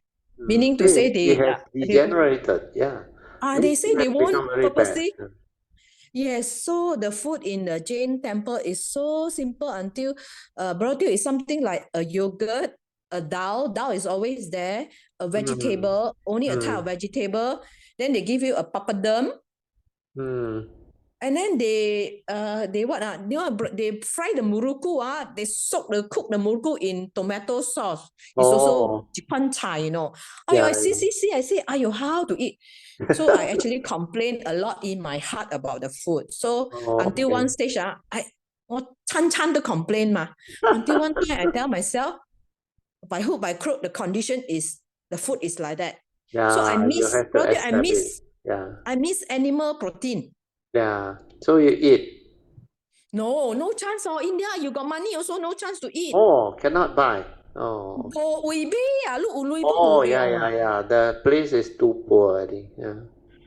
And Asong also advises try not to eat animal protein because they may not handle animal protein well and no supply, less supply, Correct. less demand, this sort of thing. Yeah. Bro, Their no hygiene may money. not be so good. Yeah. Yes, and you have money, you got no place to buy also. Mm-hmm. So I keep on complain to myself, I look at the food, the face is until I at one point of time I tell myself, this is the condition of India. You are here. You still have to suffer another 3 weeks. So Yeah. I tell myself, anyway, I'll make it on. I say I will make it. So Yeah. luckily, one time after the Jain or somehow we went to a Vietnamese temple where the nun is by the nun. The nun they cook for us. More like Chinese, and they are so generous with vegetable. They are so generous. Oh, that's good. That's good. Yeah. Because in Malaysia, if we eat vegetable, we will eat a lot to make yourself full, ma. Yeah. So in the previous, even there's a buffet, you finish, you can go and take, but it's only, I tell you, one vegetable only. But the Vietnamese is so generous. You see, they give you the vegetable soup and many dishes, Oh, sadhu. So that place I eat better, then slowly continuing all the places I survive better. And more variety. More variety. Gradually, I can survive. The worst one is when I just recover from my condition, and the Jain temple in where? After Bugaya. After Bugaya, we went to Wasali. Oh, Vasali. This Jain temple, they also collect donation and give people free operation of the eyes for study. So I think they run on charity, They run on. So their food very simple. That's good. I survived until after that. Gradually, I become better, and So anyway, the food also. I think the other two guys also now say, sorry, any Indian food for the time being, bye-bye, come back to Malaysia. No more Indian food. No. But how And then, about the spiritual places? What do y'all do? okay, Any so activity? there are many times in the afternoon, let's say the leader bring us to a place like Lumbini in the morning. Then he tell us that afternoon we have free time. I think there are 4 or 5 totally. There are 4 or 5 afternoon. We stay in the temple, or you can go anywhere you want. So go anywhere you want. You have to find your own. Free and easy. Yes, you have to find your own transports. So there are some trip mate. They are very determined, bro. 5 a.m. Is total darkness in India. 5 a.m. They already I think walking or by tuk-tuk, I'm not sure. They go to the temple or the Bugaya, I don't think so. They will go to Lumbini there to meditate in the temple itself, very near to the rock that point, the Buddha because of the birthplace. faith. So they will. I really salute them because it's cold also 5 a.m. Yeah. A lot of people who went for pilgrimage trip, they told me very early they wake up and they determine because of faith. So there are a lot of this type of people. So for me, one thing is lazy, and the other one thing is lazy. The other thing is Brother Teo 会讲这个不需要的，你在房间 meditate 都是一样的，不用去那边的。So that might be an excuse for me. Because if you are a cultivator, everywhere is the same, no different. So that but I remember energy is everywhere, actually. I remember there was one afternoon I was in the room and I cannot have peace of mind. 總之 I do this also 唔啱，我做嗰啲都唔啱。I just have the guilt, Okay. I have that. I want to do chanting also. I like 妙法莲华经, the small booklet that I always chant. I also cannot chant with peace, and I cannot. I just don't know. You look at your handphones or some other thing, you feel guilt. You go and chant also, your mind is not peace. Then what happened finally? I don't know. I passed the 2-3 hours, and of course, when I tired, I take a sleep. So I passed take the a nap. afternoon. Good. There's one afternoon that I can recall that is in Lumbini. So that's what I know. And throughout this trip, Brother Teo, I know I meet 2 roommates. First roommate 我看很多东西看不过眼 Brother Teo 看人看事情我很看不过眼。So the first roommate, because I already told her I might have light snoring if I'm tired. So 3 nights with her, I think the last night I probably snore. So she told me, the next morning she told me, and she's a Germany lady. One of the morning also she run, I was aware already, maybe 4-something, 5 o'clock. I hear people talking very loud, but I was semi-sleeping.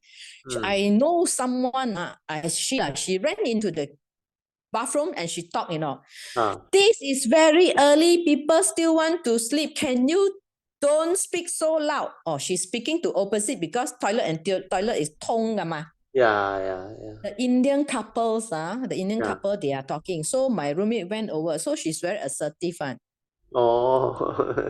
And then she assertive, brother. I think that being a person assertive, when I wash my handphone, I put the speed as double. Even in Mandarin, the language that she cannot understand, she complained to me.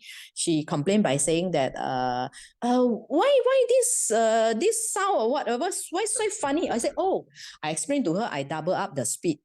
Then I continue double. I put the volume lower some more lah. Actually, I didn't put very loud volume. I lower the volume. Then I continue to listen. And then she cannot tahan, brother. She told me, wow, this sound making my heart very uneasy. Can you use earplug? Okay. I don't have ear. We have to stop now. We are brother. I continue some other time. Other time. So we would like to thank you. So maybe you continue some other time. So let us rejoice. Sadhu, sadhu, sadhu. Okay, we have to share merit and end because late already 6:08. Sorry to take up the time.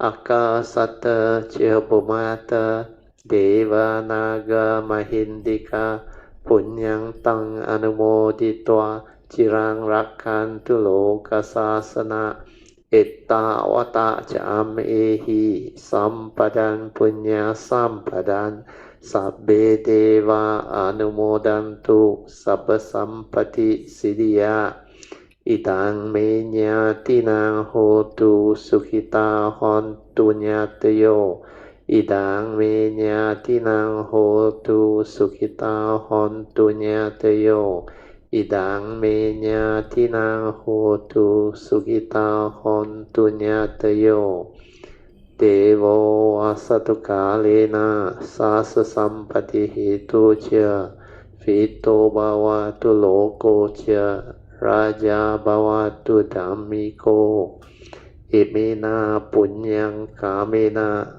Mame bala samagamo Satang samagamo hotu Yawa ivana patiya Sadhu Sadhu Sadhu. Okay. Thank you so much. You all can now pay respect mindfully to Lord Buddha, Kuan Yin Bodhisattva, and all the worthy ones. Then we end the whole Zoom.